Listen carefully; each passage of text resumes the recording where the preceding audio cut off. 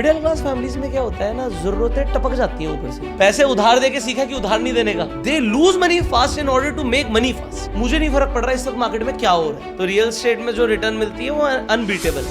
और जुआ खेलना हमारी फितरत में है। अरे महाभारत में पांडव नहीं बचे भाई। रूले में जाके रेड और ब्लैक पे पैसे नहीं लगा रहे। Rule number 1, I will never buy stocks. ये मार्केट इतनी बड़ी है, अच्छे घमंड ना रात में तोड़ सकती है। हाय पुष्कर भाई, क्या हाल चाल है? बहुत बढ़िया यार, फर्स्ट क्लास। काफ़ी टाइम से अपना चल रहा था पॉडकास्ट करने का। ऑलमोस्ट आई थिंक 1 साल से अपनी बातचीत चल रही है, बैक एंड फोर्थ। फाइनली अब हो पा रहा है। आप पुणे बुला रहे थे जी, और हम आपको गुड़गांव बुला रहे थे। फाइनली हमें गुड़गांव। फाइनली आपको आना हुआ तो ठीक है, मिल लिया यार, अच्छी बात है। पुष्कर भाई, ऐसी कोई स्कीम बता दो जो 25 दिनों में पैसा डबल कर दे। मुझे तो आती नहीं। मेरे कर दो। मेरे से ले लो, मेरा कर दो। इतना तो यकीन है तुम पे कि ठीक है, पैसे जहाँ पे दे रहा हूँ सेव है। तो मुझे स्कीम से मतलब नहीं है। शुरुआत करते हैं आपकी जर्नी से। राइट। कि एक्चुअल में आपका इंट्रोडक्शन स्टॉक मार्केट से या पूरे इन्वेस्टिंग वर्ल्ड से किस तरह से हुआ? यार इन्वेस्टिंग वर्ल्ड और स्टॉक मार्केट में बहुत ज़्यादा फ़र्क आ जाएगा। इन्वेस्टिंग मैंने शुरू करी थी 16 साल की उम्र में। मैंने बैंक में जब अपना अकाउंट खुलवाया था, आई थिंक मैं 16 साल के आसपास का ही होऊंगा। तो मैंने जब बैंक में अकाउंट खुलवाया, सेविंग अकाउंट खुलवाया, तो वहाँ पर ना एक चीज़ लिखी थी आरडी। तो एक होता है एफडी। एफडी उन लोगों के लिए होती है उनके पास पैसे होते हैं। आरडी उन लोगों के लिए होते हैं जो कमाते हैं, धीरे धीरे इन्वेस्ट करते हैं। तो हाँ, तो एसआईपी तो पता नहीं थी। तो उस टाइम पे क्या था कि मैं ना पहले जीरो बैलेंस अकाउंट ढूंढ रहा था क्योंकि पैसे होते नहीं थे। तो ये था यार 1000 रुपये में कहीं इन्वेस्ट करके सेविंग अकाउंट खुल जाए। तो सेविंग अकाउंट खोला होगा मैंने शायद 16 साल से पहले ही खोल लिया होगा। तो मैंने कहा, बट कहने का मतलब उस एज के आसपास, 16 साल के आसपास मैंने आरडी शुरू करी थी। तो जो आरडी शुरू करी, एज में भी आगे पीछे हो सकती है। तो आरडी में मुझे ये समझ आया कि मैं हर महीने उसमें कुछ पैसे इन्वेस्ट कर रहा हूँ और पैसे इन्वेस्ट होते जा रहे हैं। तो होता क्या था पहले ना, ये मतलब अब तो सब कुछ डिजिटल हो गया है। राइट। तो पहले क्या होता था, एक पासबुक जैसी ना, एक रिटर्न फॉर्म में मतलब जब मैंने शुरू किया था तो उसमें जब इन्वेस्टमेंट होती थी तो या तो आप कैश में भी दे सकते थे। तो आपके ना वो एक पेपर पे, एक पासबुक जैसी पेपर पे ना वो लिख कर देते थे कि आपकी इन्वेस्टमेंट हो गई, आपकी इन्वेस्टमेंट हो गई हर महीने। हाँ, हर महीने जब रसीद मिल जाती थी। रसीद नहीं, वो एक स्टेटमेंट है वो। हाँ। कि वो एंट्री हो गई आपकी। मान लो मेरी 3000 की आरडी है, तो 3000 मेरा जमा हो गया। तो जमा होने के बाद वो बैंक वाले साइन करके स्टैंप लगा के ऐसा कुछ देते थे, पूरा एग्जैक्ट याद नहीं है। तो वहाँ से मैंने आरडी करना शुरू किया। तो हुआ क्या, जब आरडी मैच्योर हुई तो मुझे कुछ उस पर एक्स्ट्रा इंटरेस्ट मिला। और उस टाइम पे एफडी का रेट ऑफ इंटरेस्ट ही 10% तक था उस टाइम पे। तो मुझे अच्छा रेट ऑफ इंटरेस्ट मिला, जो भी मैं कहूँगा, जो भी मैंने अमाउंट दिया होगा। तो मुझे लगा यार ये चीज़ तो बढ़िया है, हर महीने कुछ कुछ पैसे देते रहो। और जब मुझे कोई बड़ी चीज़ लेनी है या कुछ इन्वेस्टमेंट करनी है या कुछ भी करना है, मान लो उस टाइम मुझे बाइक लेनी है, तो हर महीने पहले जोड़ लिया और पैसे जुड़ गए तो यार बाइक के लिए पैसे हो गए। तो इंटरेस्ट के साथ पैसे मिले। तो इन्वेस्टिंग तो मुझे तब से समझ आ गई थी। तो मैं इन्वेस्टिंग करता चला गया। मतलब कभी आरडी कर दी, थोड़े से पैसे जुड़ गए तो उसी की एफडी कर दी उठा के और सेविंग अकाउंट पे भी इंटरेस्ट करना बड़ा मजा आता है। क्योंकि कई बैंक ऐसे हैं, प्राइवेट बैंक्स, जो आपको महीने की हर महीने भी आपके अकाउंट में कुछ कुछ पैसे डाल देते हैं। तो पहले कभी 3 महीने में आते थे, कभी आपका महीने के आने लग गए। तो इन्वेस्टिंग तो अच्छी लगने लग गई। तो आपने जो बोला इन्वेस्टिंग, वो तो बहुत टाइम पहले से मैंने कर ही रहा था। बात आती है स्टॉक मार्केट की। तो स्टॉक मार्केट में क्या हुआ, एक बार रैंडमली, देखो डीमेट अकाउंट मैंने कब खुलवाया मुझे याद ही नहीं है। अरे बाप रे। क्योंकि मुझे याद ही नहीं। मतलब लोगों को होता है ना, याद होता है जी मैंने तब डीमेट अकाउंट खुलवाया था, मेरे को याद नहीं, साल भी याद नहीं। नहीं, कुछ याद नहीं है। मेरा डीमेट अकाउंट कभी खुलवा लिया होगा बाई चांस, साथ में खुल गया होगा अकाउंट वगैरह, वो कभी खोल दिया। मतलब आजकल तो मतलब अब डीमैट का मतलब जमाना है, तो आपको ऑनलाइन खोलना है, 2 मिनट लगते हैं, 5 मिनट लगते हैं, तो वो ऑनलाइन कभी खोल दिया होगा। आपका डीमैट के जमाने से पहले का अकाउंट है? नहीं, इतना जमाने का पुराना तो मैं भी नहीं हूँ यार। कहने का मतलब है बैंक अकाउंट के साथ खुल जाते थे वगैरह। नहीं, बैंक अकाउंट के साथ तो नहीं, बट मैं ये कहूँगा कि मतलब डेफिनेटली मेरा एक डिस्काउंट ब्रोकर के साथ ही है। बट जब वो डिस्काउंट ब्रोकर शुरू हुआ होगा मान लो, तभी मैंने करवा लिया होगा शुरू। तो आज से 10-12 साल पहले मैंने खुलवा लिया होगा डीमेट। तब आपने सीरियसली नहीं लिया तो याद नहीं है? हाँ, याद नहीं कि मैंने कब डीमेट खुलवाया, तो मेरे को एग्जैक्ट डेट याद ही नहीं है। तो हुआ क्या, एक बार मैंने फिर से वो डीमेट अकाउंट कभी खोला तो देखा उसमें तो शेयर्स हैं। तो शेयर्स मतलब ऐसा कोई नहीं लाखों करोड़ रुपए का, कुछ ऐसा नहीं, छोटे मोटे। हाँ, कोई ऐसे ही 1000-500 रुपये कुछ छोटा मोटा डाल दिया। तो क्या हुआ कि डीमेट अकाउंट मेरे पास था, उसमें कुछ जैसे मैंने देखा शेयर्स वगैरह भी हैं। तो बात आती है सीधा सेकंड लॉकडाउन की। तो कोविड चला गया, कोविड के बाद लॉकडाउन हुआ, लॉकडाउन के बाद सेकंड लॉकडाउन लग गया। उस सेकंड लॉकडाउन के अंदर मैंने वो डीमेट अकाउंट को दोबारा से खोला।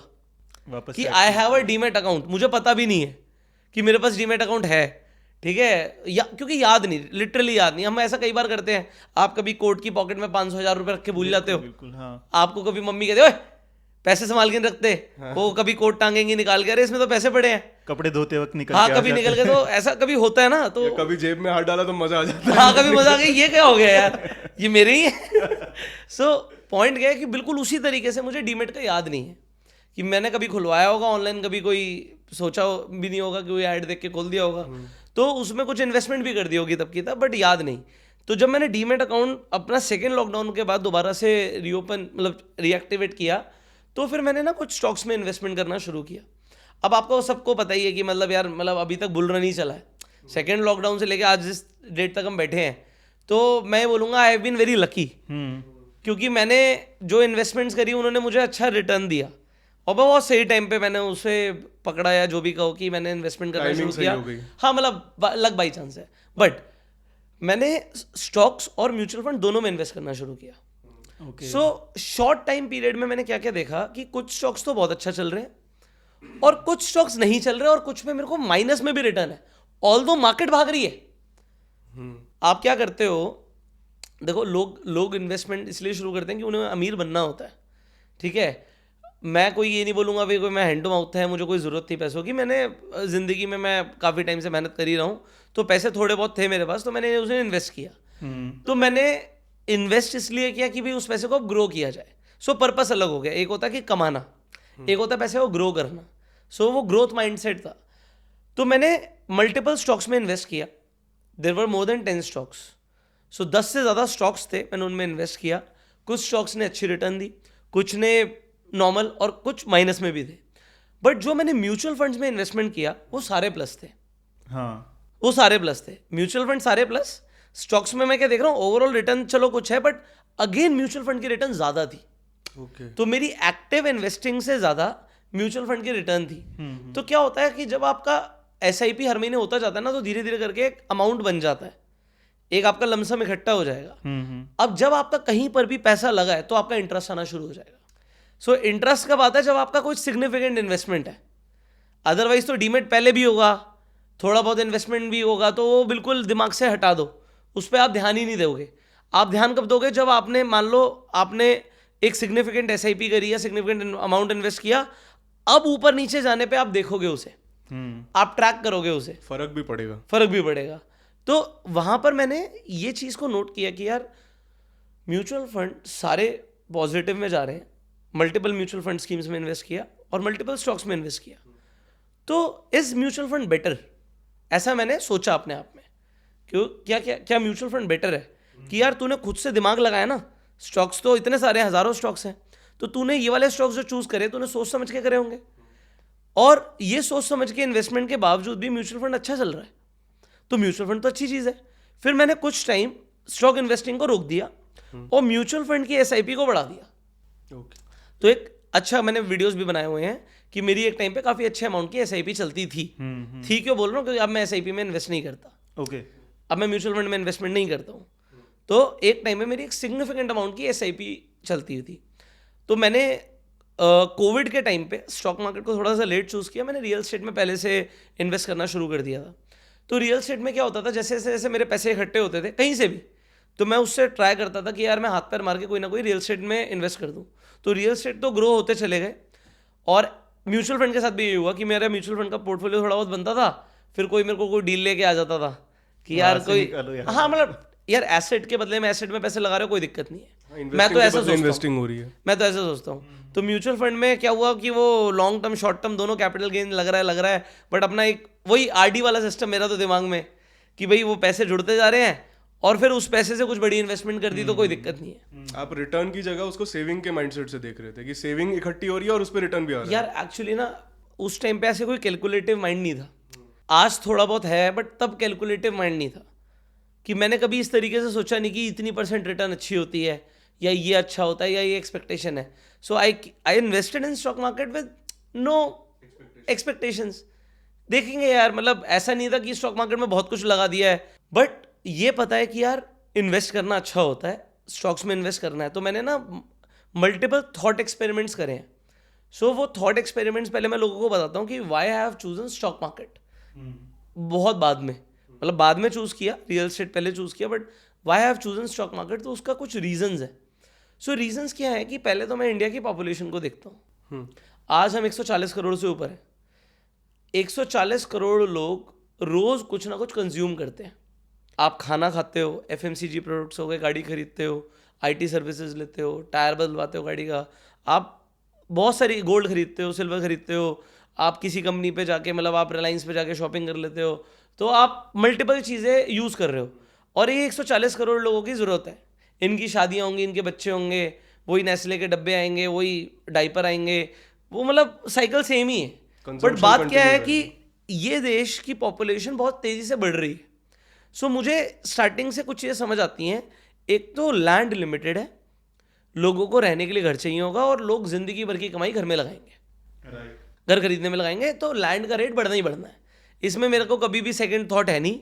इंटरनेट पे चाहे 1 लाख वीडियो बन जाए कि real estate investment is bad, वो माचिस के डिब्बियों को कह रहे होंगे, मतलब अपार्टमेंट्स को, राइट.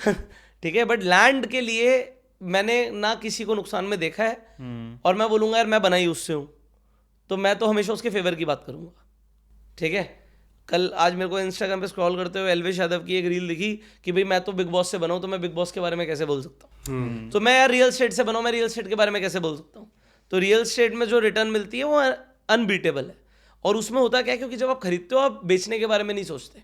राइट. आपको कोई एक्सेप्शनल अमाउंट दे रहा होता है तब आप कहते हो चल यार अब बेचने के बारे में सोचते हैं.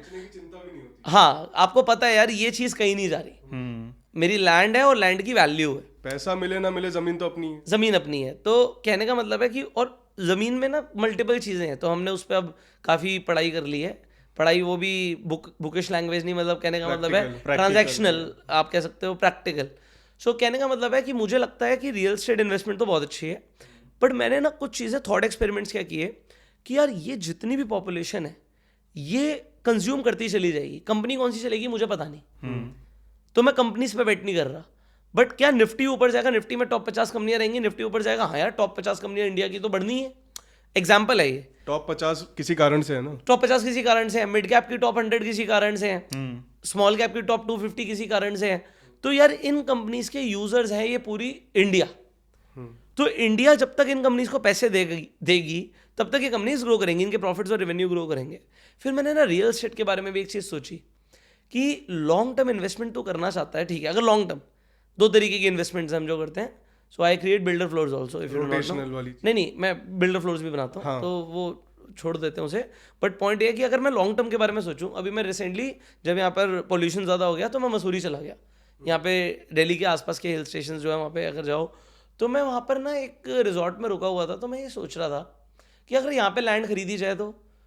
फिर मैंने सोचा यार मुझे लैंड सस्ती मिलेगी, या फिर अगर यहाँ पर इस वक्त मेरी जगह रिलायंस को लेनी हो ज़मीन या अडानी को ज़मीन लेनी हो तो उन्हें सस्ती मिलेगी. आप मुझे बताओ. ऑब्वियसली अडानी उनको मिलेगी. अगर वो वहाँ के चीफ मिनिस्टर को फ़ोन कर देंगे ना जी मुझे लैंड चाहिए, स्कीम निकल जाएगी, तो स्कीम निकल जाएगी, फ्री में मिल जाएगी कि तुम आ जाओ, डेवलपमेंट हो जाए. इंडस्ट्री लगाएंगे वो कुछ भी करें, वो कुछ ना भी करें, फिर भी उनको सस्ते में, फिर भी उन्हें सस्ती मिलेगी, अलॉट हो जाएगी उनको सस्ता मिलेगा. तो मैंने कहा कि यार परचेजिंग पावर किसके पास बेटर है, जिसके पास कनेक्शंस हैं, जिसके पास पैसा ज़्यादा है. हम लोग कितना ही ले लेंगे, ठीक है. तो मैंने देखा कि यार आज जो कंपनीज हैं ये टॉप 50 कंपनियां हैं. मैं पढ़ने लग गया हिंदुस्तान यूनिलीवर के बारे में. अभी रिसेंटली उसका ग्राफ भी नीचे जा रहा था, प्राइस नीचे गिर रहा था, कोई प्रॉब्लम नहीं है. मैंने कहा यार इनके पास कितनी ज़मीनें होंगी, उसकी वैल्यू क्या होगी, उसकी पेपर वैल्यू और उसकी रियल वैल्यू क्या होगी. ठीक है. तो मैं ऐसे बस जस्ट थॉट एक्सपेरिमेंट. तो मैंने कहा यार जो इंडिया है ना आज की रेट में, ये जो कंपनीज मैंने बोली, निफ्टी की 50, मिड कैप की 100, स्मॉल कैप की 250, ये हमारा देश है. और इनके पास हर तरीके की पावर है, इनके ही कनेक्शंस हैं, इन्हीं की सरकार है, यही डोनेशंस देते हैं, सब सिस्टम पूरा इनका, सिस्टम इनका है. तो यार give power to power, give power to power. वो कहते हैं ना, if you can't beat them join them. सो कहने का मतलब क्या है कि गिव पावर टू पावर. यार मैं कह रहा हूँ यार ये मेरे से सस्ती रियल एस्टेट खरीद सकते हैं. इनकी बुक्स पे हजारों एकड़ की या हजारों किलोमीटर की भी लैंड हो सकती है. We do not know, they have cities भाई. जैसे गोदरेज की अगर हम बात करें तो गोदरेज के पास मुंबई में पूरा 3200 जंगल है प्राइम मुंबई में उनका, वो कभी भी उसको डेवलप करेंगे तो वैल्यू 3200 एकड़ की जमीन है मुंबई में है उनके पास, वो Prime कभी भी होगी। डेवलप कर सकते हैं। सो मैंने ये जो थॉट एक्सपेरिमेंट किया, इसमें मुझे समझ आया यार, nothing can beat them, nothing. अगर ये देश ऊपर जाएगा, कंपनियां ऊपर जाएंगी। और ये कंपनियां, मैं इंडेक्स पे बीट कर रहा हूँ, बेट कर रहा हूँ, सॉरी, मैं इंडेक्स पे बेट कर रहा हूँ कि ये 50, ये 100, ये 250। मैं ये नहीं कह रहा ये कंपनी, वो कंपनी दिवालिया हो सकती है। 50 में से 5 ना चले चलेगा, 20 ना चले चलेगा, बट 30 ताबड़तोड़ चल गई, फिर वो 20 रिप्लेस हो जाएंगी ना, राइट। वो नहीं आ जाएंगी। और ये होता भी है कि वो चेंज होती जाती है। सो आई एम नॉट, मैंने क्या सोचा उसके बाद, यार मुझे ना स्टॉक मार्केट में आके बेटिंग नहीं करनी, मुझे बेट नहीं करना कि यार ये कंपनी चलेगी या ये कंपनी चलेगी। इसमें होता क्या है, सोच बहुत अच्छी है कि भाई आप 300 गुना ग्रो कर सकते हो, 300 गुना, बट मेरे क्या चांसेस है कि मैं आपको मिस कर दूं, और मेरे क्या चांसेस है कि मैं आप पे बहुत बड़ी बेट ना खेलूं।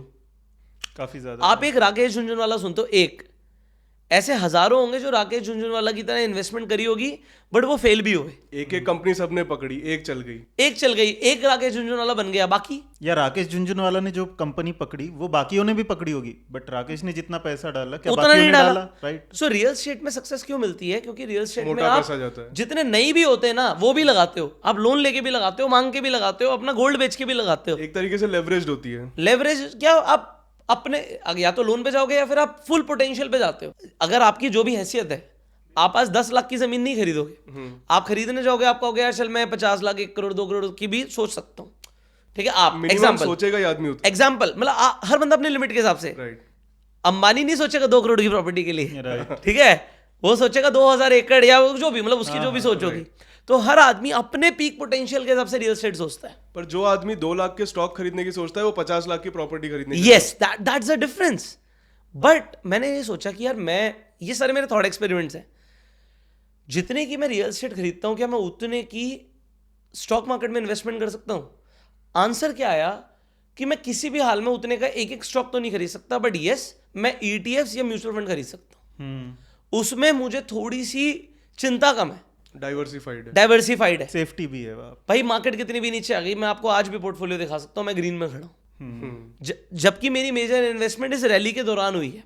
ओके। मतलब मैं अप्रैल की, मैं इसी साल का पोर्टफोलियो बोल रहा हूँ, अप्रैल टू अभी फरवरी चल रहा है। सो इस साल का पोर्टफोलियो अभी अच्छे खासे ग्रीन में खड़ा है। उसका रीजन क्या है कि I have developed a system. तो मैंने कुछ चीजें अपने लिए सोची। एक तो मुझे स्टॉक मार्केट में आके गैम्बलिंग नहीं करनी, I don't want to gamble. Gamble क्या है कि यार ये कंपनी चलेगी, ये करेगी, ये नहीं करेगी। और दूसरी चीज, अगर मैं लॉन्ग टर्म सोच रहा हूं या फिर शॉर्ट टर्म सोच रहा हूं, तो मैंने ना उसके अपने रूल्स लिखे, और वो रूल बनाने में मुझे 6-8 महीने लगे। सो रूल नंबर 1 जो मैंने अपने लिए बनाया, I will never buy stocks. Rule number 1, आपने खुद के लिए रूल बनाया? रूल बना दिया कि भाई मैं कभी कोई स्टॉक खरीदूंगा ही नहीं। चाहे आप मेरे को आके कान में आके फुसफुसा दो कि भैया पक्का इनसाइडर इन्फॉर्मेशन है, ये तो 4 गुना इसी महीने होगा, भाई आप कर लो, best of luck. Best of luck. मेरे को इतना ज्यादा पैसा चाहिए ही नहीं। हाँ, क्या करेंगे इतने करूंगा पैसे? नहीं भैया, मेरा बहुत बढ़िया चल रहा है। एक्चुअली मतलब आपको एक टाइम में ना, एक टाइम के बाद आके आपको लाइफ में ना सेटिस्फाइड होना पड़ेगा। जो आदमी सेटिस्फाइड नहीं है ना, मेरे को लगता है कि वो आदमी कभी खुश नहीं हो सकता। आपकी शादी हो गई? नहीं, अभी होने नहीं वाली हुई। है। तो मैं कहूंगा अगर आपकी शादी हो जाए तो आपको सेटिस्फाइड होना पड़ेगा। समझ रहा हूँ मैं, समझ ठीक रहा है, हूँ। क्योंकि ये देखो, ये फोन के मॉडल, गाड़ियों के मॉडल, घड़ियों के मॉडल, और इवन इंस्टाग्राम पे नई नई लड़कियां एज अ मॉडल दिखती रहेंगी। बट आपको सेटिस्फाइड होना पड़ेगा। Which I have the best, whatever I have is the best. Right. आपको होना पड़ेगा। अगर आप नहीं होगे तो आप कभी खुश नहीं हो सकते। मेरा ऐसा मानना है। कोई आपसे हमेशा ज्यादा पैसे कमाएगा, हमेशा। कोई आपसे ज्यादा खूबसूरत होगा, हमेशा। हर किसी का बाप पैदा होता है दुनिया में, ठीक है। हमें खुश रहना है यार, हमें कोई कंपटीशन नहीं रखना। सो आपकी हो सकता है मेरे से ज्यादा रिटर्न्स हो, बहुत बढ़िया यार, आप अच्छा कर रहे हो। बट क्या अगर आपकी ज्यादा रिटर्न है तो आप मुझे पैसे दे दोगे क्या? या मान लो अगर मेरा किसी में नुकसान हो गया तो आप मेरे को पैसे दे दोगे क्या? Nobody is going to help anybody. सबको अपना ही देखना है। So मैंने कुछ रूल्स बनाए। So मेरा रूल नंबर 1 क्या था? I will never buy a stock. मैं स्टॉक्स नहीं खरीदूंगा, but I will invest in stock market heavily. मतलब जितनी मेरी कैपेसिटी है उसके हिसाब से मैं एक अच्छा खासा एसेट एलोकेशन अब स्टॉक मार्केट की तरफ ही रखूंगा। अब इसका क्या इलाज है? मैं एक स्टॉक में किसी में भी पैसे नहीं लगाने वाला, तो मैं कई सारे लोगों की रिटर्न के अकॉर्डिंग कम रिटर्न प्रोड्यूस करने वाला हूं, ये मुझे आज पता है। क्योंकि कोई आदमी होगा, किसी को इनसाइडर इन्फॉर्मेशन होगी, किसी ने पैसे डाल दिए, किसी ने 1 करोड़ डाल दिया, भाई तेरा 100 करोड़ भी हो गया, मेरा नहीं हुआ। बट क्या होता अगर 1 करोड़ डाल के वो 10 लाख रह जाता तो? और होता भी है, वो मैं बियर कर नहीं सकता भाई, क्योंकि बड़ी मेहनत से पैसे कमा रहे हैं, पर मेहनत लगती है भाई। बिल्कुल। तो अगर आपने लाइफ में बहुत मेहनत करके 1-1 रुपए कमाने की आपको वैल्यू पता है, you can not lose money fast. आप पैसे फास्ट कमाओ ना कमाओ, but you can not lose money fast. Whether you make money fast or not, it is a second thing. So what most people do, they lose money fast in order to make money fast. I don't want to make money fast. I don't want to make regular money. Slowly आए, grow करे, कम भी करे ना भी करे फर्क नहीं पड़ता, जाना नहीं चाहिए। राइट। सो क्या होता है, आपका एक मेंटल सेटिस्फैक्शन होता है, आप चैन की नींद सोते हो, आपको आपका पोर्टफोलियो रोज नहीं देखना होता। सो मैंने क्या किया, उसके बाद एक लिस्ट ऑफ ETF बनाए। मेरी लिस्ट में मैंने कल ही अपने ऑफिस के एक स्टाफ को भेजी थी, कॉपी पेस्ट कर सकते हैं लोग चाहे तो, क्योंकि ETFs हैं, कोई दिक्कत नहीं। ये एक लिस्ट मैंने अपने नोटपैड पे बना के भेजी थी। अब हमारे 3 मेजर अकाउंट्स हैं कि भाई ये अकाउंट्स के अंदर ये ETF होने चाहिए, और है भी, बट हम कुछ रीशफलिंग करेंगे, क्योंकि एक के अंदर मतलब डबल भी ले रखे हैं, तो मतलब इसमें भी सेम चीज़ है, इसमें भी सेम चीज़ है, तो 3 अकाउंट्स की परफॉर्मेंस ओवर 3 years या 5 years देखते हैं। These are the list of ETFs we are going to invest। तो हम ये करेंगे। तो ये मैंने एक अप्रोच बनाई। अब इसके अंदर टोटल कितने ETFs हैं मैं आपको बता देता हूँ। एक अकाउंट के अंदर एवरेजन पकड़ो तो 7 ETF है। ओके। और गोल्ड, सिल्वर और थोड़ा सा मतलब एक आधा डेट इंस्ट्रूमेंट भी है। तो अगर आप मेजरली बोलोगे तो 7 टोटल 21 ETF हैं जिसके ऊपर हम इन्वेस्ट कर रहे हैं, 21 ETFs। इन 21 ETFs के अंदर मार्केट खत्म हो जाती है, सब पकड़ लिया मैंने। आ जाती है। हाँ, मैं नाम पढ़ के बता देता हूँ, क्योंकि रिकमेंडेशन कुछ नहीं है, मैं किसी को नहीं बोल रहा कि इन्वेस्ट करना, मैं नाम बता रहा हूँ ETFs के। सो स्टार्टिंग विद, मतलब 1 मिनट पहले तो उसका रोटेशन बंद करो। So starting with small cap momentum ETF, Nifty बीज, नैस्डैक, फार्मा बीज, ऑटो बीज, अगेन बैंक बीज, IT बीज, CPSE, जूनियर बीज, गिल्ट बीज एंड फैंग, MH के tag, Hang Seng, infra, FMCG, consumption बीज, मिड कैप, फिर गोल्ड, सिल्वर, कुछ आधा थोड़े बहुत REIT भी है, उसका मैं लॉजिक बाद में बताऊंगा। तो ये हमने मेजरली पकड़ लिया। अब मैंने ऑटो से लेके, फार्मा से लेके, IT से लेके, बैंक से लेके सब कुछ तो पकड़ लिया, ब्रॉडली सब कवर हो गया, पूरा मार्केट कवर हो गया। इसका एक रूल है जो मैं फॉलो करना है। लोग क्या करते हैं, लोग एक बार में इन्वेस्ट करते हैं और फिर बोलते हैं यार अरे मार्केट तो गिर रही है जो अभी चल रहा है। हाँ, मतलब मेरे को लगता है ये पूरा साल ऐसे ही रहे, मतलब मेरी अब अजम्पशन है। हर 2-3 साल में 1 साल ऐसा आता तो है। नहीं, एक्चुअली 2 साल से मार्केट यार रैली भी तो अच्छा कर रही है ना, लोगों को रिटर्न्स पहले से ही दे चुकी है, तो रिदम तो वो चलती रहेगी। अब वो चलेगा, वो कोई बात नहीं, मतलब जाए तो ऊपर जाए, क्या फर्क पड़ता है, मतलब वी आर इन्वेस्टेड। खुशी चाहे रहेगी। तो और अच्छा है, सस्ते रेट पे और खरीद लेंगे। यस, फिर दोबारा तो सो देयर आर 2 रूल्स, वो भी मैं बता सकता हूँ क्योंकि मैं रूल बेस्ड इन्वेस्टिंग करता हूँ। राइट। इसमें अपना दिमाग नहीं चलाता, तो बिल्कुल दिमाग नहीं चलाना। मार्केट में क्या है कि मार्केट गिर रही है, मार्केट बढ़ रही है, रूल क्लियर है, तो अपन कभी डरेंगे नहीं। जो भी पहले करना था, जो भी रिसर्च या जो भी थॉट एक्सपेरिमेंट पहले प्लानिंग करनी थी वो कर चुके हैं। अभी क्या है वो समझना जरूरी है कि what we are doing now. So rule number 1 is we will always buy on dip, we will always buy on dip. तो मार्केट जब भी गिरेगी हम उसमें इन्वेस्टमेंट करेंगे। ओके। अब हमने मान लो हर महीने का एक सेट कर रखा है, जितना मुझे SIP करना था उतना अमाउंट मुझे मान लो हर महीने लगाना है, तो उसके कुछ रूल्स हैं। एग्जाम्पल के लिए अगर कोई इन्वेस्ट कर रहा है तो जैसे 1% गिरने पे हम 10,000 का खरीदेंगे, एग्जाम्पल, दिस इज एग्जाम्पल। 1% गिरने में हम 25,000 का खरीदेंगे, एग्जाम्पल। सो उसमें क्या होता है कि एवरेजिंग होती चली जाती है, आपके लोअर लेवल्स पे एवरेजिंग होती चली जाती है। तो मार्केट जितनी मर्जी गिर जाए, आपको पता होगा इस लेवल पे इतने का माल खरीदना है, और क्योंकि वो आपने पहले से प्री डिसाइडेड रखा हुआ है, वो किस हिसाब से है, क्योंकि आप हर महीने कितना इन्वेस्ट कर सकते हो, जो आपकी कैपेसिटी है। किसी की कैपेसिटी का में तो 1% करने पे 1,000 का इन्वेस्ट करना है, 500 का कर लो, वो कोई प्रॉब्लम नहीं है, बट आपने उस हिसाब से माइंडसेट क्लियर कर रखा है कि अगर गिरेगी तो मैं खरीदूंगा, तो अब गिरने से टेंशन नहीं है। ये हुआ SIP वे में इन्वेस्ट करने का फॉर्मूला। सेकेंड फॉर्मूला है मार्टिंगल फॉर्मूला। मार्टिंगल एक स्ट्रैटेजी होती है that U double down on every losing streak, हाँ बट इसके लेवल्स हमने पहले से डिफाइन करके रखे हुए हैं. इसके लेवल्स क्या है? मार्केट 10% गिरेगी तो 1 रुपया डाल देंगे. वो किसी के लिए 1 रुपया हो सकता है, वो किसी के लिए 100 रुपये हो सकते हैं, 500, 1000, 1 लाख, 10 लाख, कुछ भी हो सकता है. तो मार्केट अगर 10% गिरेगी तो हम 1 रुपया इन्वेस्ट करेंगे एज अ लमसम. अगर मार्केट 17% गिरेगी तो हम 2 रुपये इन्वेस्ट करेंगे. 1 रुपये पहले इन्वेस्ट कर चुके हैं तो 1 रुपये इन्वेस्ट हो गया, अब 2 रुपये और हो गया 17% गिरने पे. मार्केट अभी टॉप से 17% गिरी नहीं है तो अभी तो कुछ भी नहीं हुआ. अभी किस बात का पैनिक? कौन पैनिक कर रहा है? अभी तो 2 रुपए तैयार करने हैं. 2 रुपये तैयार करने हैं और तैयार रखने हैं, और उसका फॉर्मूला है कि वो 2 रुपये तैयार कैसे होंगे. मतलब ऐसा नहीं है कि 2 रुपये क्या होगा जब मार्केट ज्यादा गिर रही होगी तो उस टाइम पे पैसे कहाँ से आएंगे.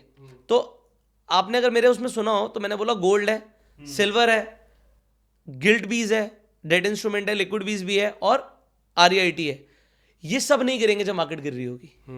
इन सब का रिलेशन नहीं है. तो अगर ये नहीं गिर रहे होंगे, जैसे गोल्ड अभी ऊपर जा रहा है, क्या ताबड़तोड़ ऊपर जा रहा है यार.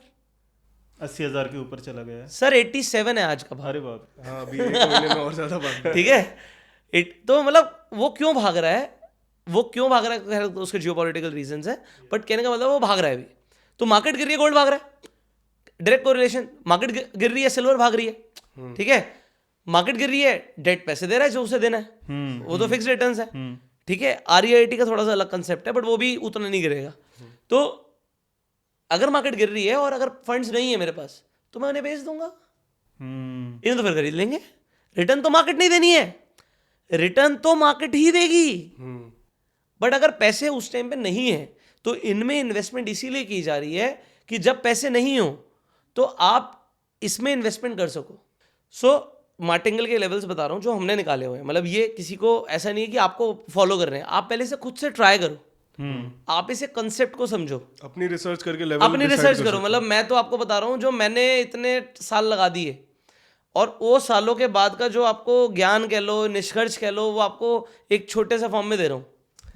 तो 10%, 17%, थर्ड लेवल है 24%. अगर मार्केट अपने टॉप से 24% गिर जाएगी तो अपन अब 2 रुपये नहीं 4 रुपये डालेंगे. ओके. इसकी भी अपॉर्चुनिटी आपको साल में एक ही बार मिलेगी. मुश्किल से 24% टॉप से गिर जाए, साल में एक बार अपॉर्चुनिटी मिलेगी अगर मिली तो. इसके बाद का जो लेवल है वो है 33%. 33% अगर मार्केट अपने टॉप से गिर जाएगी तो अपन 8 रुपये डालेंगे. अभी तक देखो आप कितना डाल चुके हो, 8, 4, 2, 1. या आप इन्वेस्ट कर चुके हो यहां तक. ठीक है. अब अगर यहां से मार्केट और गिरी और मान लो 50% करेक्शन आ गया टॉप से, 33 के बाद 50%. हाँ मतलब ऊपर टॉप से गिन रहे हैं हम सब टॉप कुछ. से. तो टॉप से अगर 50% करेक्शन आ गया, हमें 16 रुपये डालने हैं. ओके. यार लोगों का पता नहीं, बट अगर मार्केट 50% गिरी तो चाहे मुझे मेरी प्रॉपर्टीज पर लोन लेना पड़ जाए बट मैं डालूंगा. वर्थ इट है वो. क्योंकि वो लाइफ में एक ही बार मिलेगा मुझे अपॉर्चुनिटी, 2 बार मिल जाएगी, इससे ज़्यादा नहीं, पूरी जिंदगी में नहीं मिलेगी. हिस्टोरिकली देखे तो 8-10 साल में एक क्रैश आता है. तो बस वो मेरे को लाइफ में कहाँ देखने को मिलना. अगर मेरे 40 साल का आगे का स्कोप बचा हुआ है तो 40 साल में मेरे को 2 बार 3 बार मिल गया तो बहुत बड़ी बात है. रिटायरमेंट फंड वो बना के देगा. वो बना के देगा. अब देखो वहां पर हमने 16 रुपये डाले. अब अगर किसी का सवाल आएगा उससे भी ज्यादा गिर गई तो ये फोन उठा के फेंक दो और सो जाओ. गिरने दो. फोन उठा के फेंक दो और सो जाओ, क्योंकि आप इससे ज्यादा नीचे इन्वेस्टमेंट नहीं कर सकते थे. हाँ. अब क्या एक्सपेक्ट कर रहे हो, मार्केट 50% गिर गई और गिर जाएगी, कर लो एक्सपेक्ट, वो थोड़े टाइम में बाउंस बैक कर जाएगी. वो करनी ही है और थोड़े टाइम में नहीं करेगी, साल भर में नहीं करेगी, 2 साल में नहीं करेगी, मुझे फर्क नहीं पड़ता क्योंकि ये मेरी रिसर्च, मतलब मैं पहले ही कर चुका हूँ. I have clearly made a mindset. तो लोगों ने ना मार्केट को गिरते हुए देखा ही नहीं है क्योंकि ज्यादातर नए इन्वेस्टर्स हैं, सब कोविड के बाद आए हैं. कोविड के बाद मार्केट गिरी ही नहीं है. डेंट तब पड़ता है जब किसी का 10 करोड़ 20 करोड़ का पोर्टफोलियो हो जाता है और वो सीधा देखता है 20 करोड़ के 10 करोड़ रह गए, 10 करोड़ उड़ गए 2 महीने में 10 करोड़. और ये तो चलो जिसने ग्रोथ में पैसा बनाया वो वाली बात है. किसी ने मान लो 2 करोड़ रुपए टॉप पे डाल दिया अभी मान लो. हाँ. अब उसका 10% या 20% भी गिर रहा है. स्टॉक्स में तो ज्यादा करेक्शन आ गया. तो अगर 20% स्टॉक्स गिर गए तो क्या होगा? क्या होगा जी? 2 करोड़ के 1 करोड़ 60 लाख रह गए, 40 लाख रुपए उड़ गए. तो वो नहीं, वो क्या है, नहीं इसमें क्या है कि वो आदमी को ऐसा लग रहा था कि यार मार्केट तो बढ़ती जा रही थी और जैसे ही मैंने पैसे डाले गिर गई होगी. तो इस चीज से बचने के लिए कि मैं कभी ऐसा ना सोचूं, तो मैंने 2 रूल्स बनाए कि भाई मैं हर महीने मेहनत करके हम पैसे कमा रहे हैं, वो तो हम हर महीने इन्वेस्ट करेंगे, बट अगर मार्केट ने अपॉर्चुनिटीज़ दी ये मेरे लेवल्स पर, तो मैं और पैसे डालूंगा. अब ये स्ट्रैटेजीज जो होती हैं ये आपको ऐसे टपकती हुई नहीं आती. So I have research a lot. मैंने मतलब स्टॉक मार्केट में ना बहुत पढ़ाई करी है. मतलब लोग, मुझे नहीं पता क्या पढ़ते हैं क्या सीखते हैं, बट मैंने तो लिटरली बहुत पढ़ाई करी है, बहुत ज़्यादा पढ़ाई करी है. दिन में 8-8 घंटे मैंने दिए हैं मार्केट को. बीवी बच्चों को कम टाइम देना पड़ा उस चक्कर में, बट मैंने टाइम दिया है. और सिर्फ पढ़ने वाला नहीं, थ्योरेटिकल नहीं, प्रैक्टिकल वाला. खुद इन्वेस्ट किया हुआ है, खुद हमारा पोर्टफोलियो बना हुआ है और हमें पता है अब हम क्या कर रहे हैं मार्केट में. We know what we are doing. So जब आपको पता होता है ना आप क्या कर रहे हो, दैट इज नॉट गैम्बलिंग. मेरे पिताजी का MCX में नुकसान हुआ था. गोल्ड में वो ट्रेड करते थे, उन्हें कोई आइडिया नहीं था. उस टाइम उन्होंने 10 लाख का नुकसान किया था. हमारे लिए बहुत बड़ी बात थी, बहुत ही बड़ी बात थी. और ये किस साल की बात है? यार अब साल वाल तो भूल जाता हूँ, मेरे नंबर्स बड़े वीक हैं, ठीक है. बट कहने का मतलब बचपन की बात नहीं, बचपन मतलब मैंने काम करना शुरू करा था तो मेरे इनिशियल ईयर्स की बात है. 18-20 के आसपास. हाँ मतलब काम भी नहीं शुरू किया था शायद मैं, हो सकता है स्कूल में, मेरे को याद नहीं. मतलब 18-20 के आसपास की बात होगी, 18 साल के आसपास की बात होगी, तो उससे नीचे की बात होगी शायद. तो उनका जब नुकसान हुआ ना, तो वो एक डेंट था हमारे लिए. तो एक बार जब मैंने थोड़ा सा काम करना शुरू किया, मतलब अब क्या होता है ना, बिना पानी में उतरे आप स्विमिंग सीख नहीं सकते, तो बिना ट्रेड करे आप ट्रेडिंग करना नहीं सीख सकते. मैं तो क्लियर बोल सकता हूँ ये चीज़. तो जब मैंने ट्रेड करना शुरू किया, एक बार मैं अपने ऐसी दोस्त से बात कर रहा था कि भाई मैंने ऐसे ऐसे कॉल ऑप्शन शॉर्ट कर रखे हैं इतनी क्वांटिटी पे, ये निफ्टी का ये भाव फलाना डिमागा. तो क्या है ना, एक रूम बना हुआ है मेरे घर में, तो वहाँ पे हमने एक छोटा सा ऑफिस बना रखा है. उसी के जज्बात मंदिर है. तो मम्मी मंदिर में पूजा करती हैं, तो मम्मी सुन रही थी सारी बातें. तो मम्मी को लगा इसे भी लग गई यार, पापा वाली लत लग गई इसे तो, ठीक है. आई, लैपटॉप बंद किया और ले गई, कुछ नहीं बोला. मैंने कहा मम्मी पोजीशन चले, तेरी है ऐसी की तैसी पोजीशन. कुछ भी हो, क्या कर रहा है तू ये, मतलब उनके लिए दिस इज गैम्बलिंग, जुआ ही है उनकी. जुआ है. सो मैंने इसका खुद से डिफाइन किया, what is gambling. I don't know what will happen on the next ball. अगर मैं कोई क्रिकेट में सट्टा लगा रहा हूँ, मुझे नहीं पता अगली बॉल पे छक्का पड़ेगा या आउट होगा, मुझे तो नहीं पता ना. But when you know what you are doing, you have a back tested data, you have probability, you have numbers, you know what is your max loss, you know what is your max profit. So when everything is calculated, that is not gambling. जब risk सोच समझ के लिया, risk पता है जाएगा तो जाएगा क्या. हम कर क्या रहे हैं, हम कोई रूले में जाके रेड और ब्लैक पे पैसे नहीं लगा रहे कि रेड आएगा ब्लैक आएगा. रेड पे लगाया और ब्लैक आ गया और सब कुछ हार गया, ऐसा नहीं है ना. हमें पता है हम इन्वेस्टमेंट कर रहे हैं. जैसे मैं प्रॉपर्टी खरीदता हूँ, प्रॉपर्टी आज खरीदी, हो सकता है कल भाव नीचे आ जाए, हो सकता है ना. तो क्या नुकसान हो गया क्या?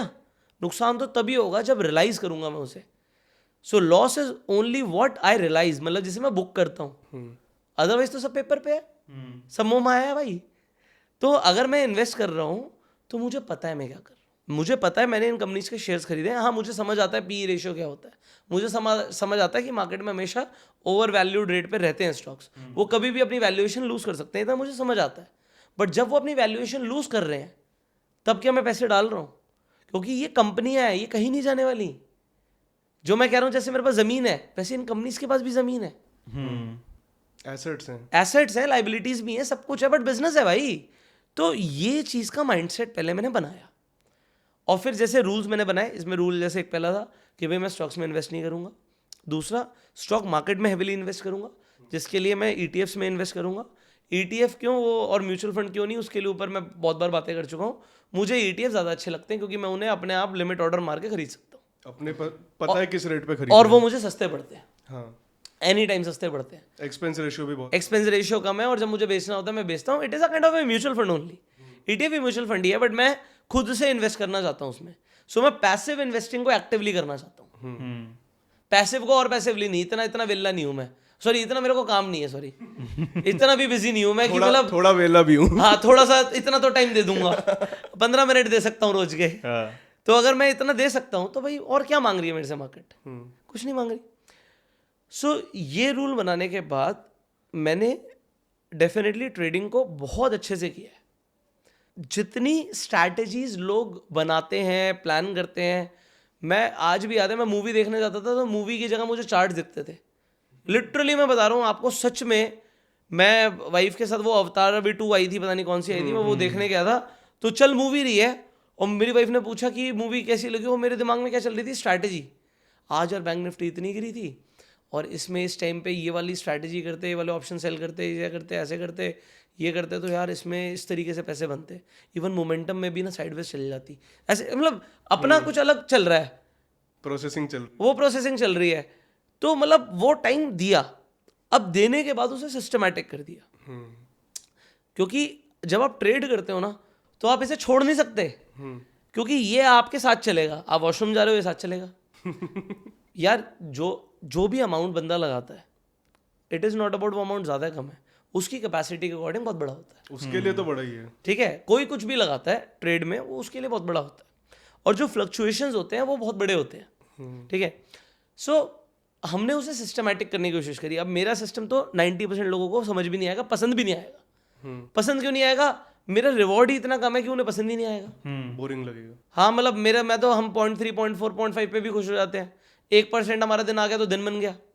हमारा मैक्स लॉस भी 1% का होता है। कहने का मतलब है 1%, मतलब आप समझ रहे हो कि आपने 1 लाख रुपया इन्वेस्ट किया या 1 लाख रुपए ट्रेडिंग में डाला, तो आपने 1,000 रुपये बनाया। ये तो 1 लाख वाली बात बोल दी। जिसके पास 50,000 रुपये है उसने 500 रुपये कमाए, वो कहेगा 500 रुपये तो मैं अभी यूं ट्रेड मारूंगा, यूं बना लूंगा। मैं दे देता हूँ। नहीं, मैं यूं ट्रेड डालूंगा और यूं बना लूंगा। तो कहने का मतलब है कि वो सारी चीज़ों से हम ऊपर उठ गए। मतलब वो अब छोड़ दी नहीं, वो पकड़ी भी बहुत कम टाइम के लिए थी, जस्ट फॉर द एक्सपेरिमेंट से। It is all mathematical. मतलब आप क्या कर रहे हो, it has to be mathematical, आपको पता होना चाहिए। तो हमने कोई ट्रेडिंग के लिए अलग से पैसे डाले नहीं। मैंने एक सिंपल सा सिस्टम लोगों को बताया जो मैं फॉलो करता हूँ, कि जो ETF में मैं इन्वेस्ट कर रहा हूँ उन्हीं में प्लेज कर देता हूँ, प्लेज करके मार्जिन आ जाता है और मार्जिन से हम ट्रेड करते हैं। And that is interest free money for me. Interest free money for me, मैं रिपीट कर रहा हूँ। बिना ब्याज के मुझे पैसे मिल गए हैं। अब अगर मैं उन्हें यूज करना चाहता हूँ तो मैं कर सकता हूँ। इन्वेस्ट तो कर दिया, इन्वेस्टिंग जो रिटर्न देगी देगी। वो तो बैक एंड पे चल ही रहा है। अगर आपको इंटरेस्ट फ्री पैसा मिल गया, आपके किसी करंट अकाउंट में 10 करोड़ रुपए पड़े हैं करंट अकाउंट में, मतलब इंटरेस्ट तो आएगा नहीं। हाँ। अब अगर आप यूज करना जानते हो तो आप यूज कर लो, और नहीं करना जानते तो पड़े रहने दो। FD में डाल दो। नहीं डाल सकते ना। करंट अकाउंट कुछ नहीं होगा, FD भी नहीं होगी उसकी, मान लो आप FD नहीं कर सकते, ऑप्शन ही नहीं है। ऑप्शन नहीं है। सो अगर करंट अकाउंट में पैसे पड़े और मैं कह रहा हूँ FD नहीं कर सकते, आपके पास 10 करोड़ रुपया है। अब अगर आपने कोई बड़ी ट्रेड कर दी और लॉस हो गया तो लग जाएगी। पैसा तो आप ही का है, पैसा आपका है। और अगर आपने सोचा यार कोई बात नहीं, इसके ऊपर 50,000 ही आ जाए, लाख ही आ जाए, कुछ भी आ जाए, क्या बुरा। आप मुझे बताओ ना, उस पर इंटरेस्ट तो आ नहीं रहा। हाँ। उस पैसे को आप खर्च भी नहीं कर सकते, बट आप उससे कमा सकते हो और कमा के खर्च कर सकते हो। बट लूज करने का बहुत बड़ा पॉइंट है, क्योंकि लूज किया तो आपके पैसे कटेंगे, वो कम हो जाएंगे। तो now what will you do? जितना रिस्क फ्री हो सके, भले ही 10-20 हज़ार 50 हज़ार। हाँ, तो रिस्क फ्री तो कुछ नहीं होगा अगर ट्रेड कर रहे हो तो। फ्री जितना हो सके, जितना हो सके। So with the minimum risk you can create multiple strategies in stock market.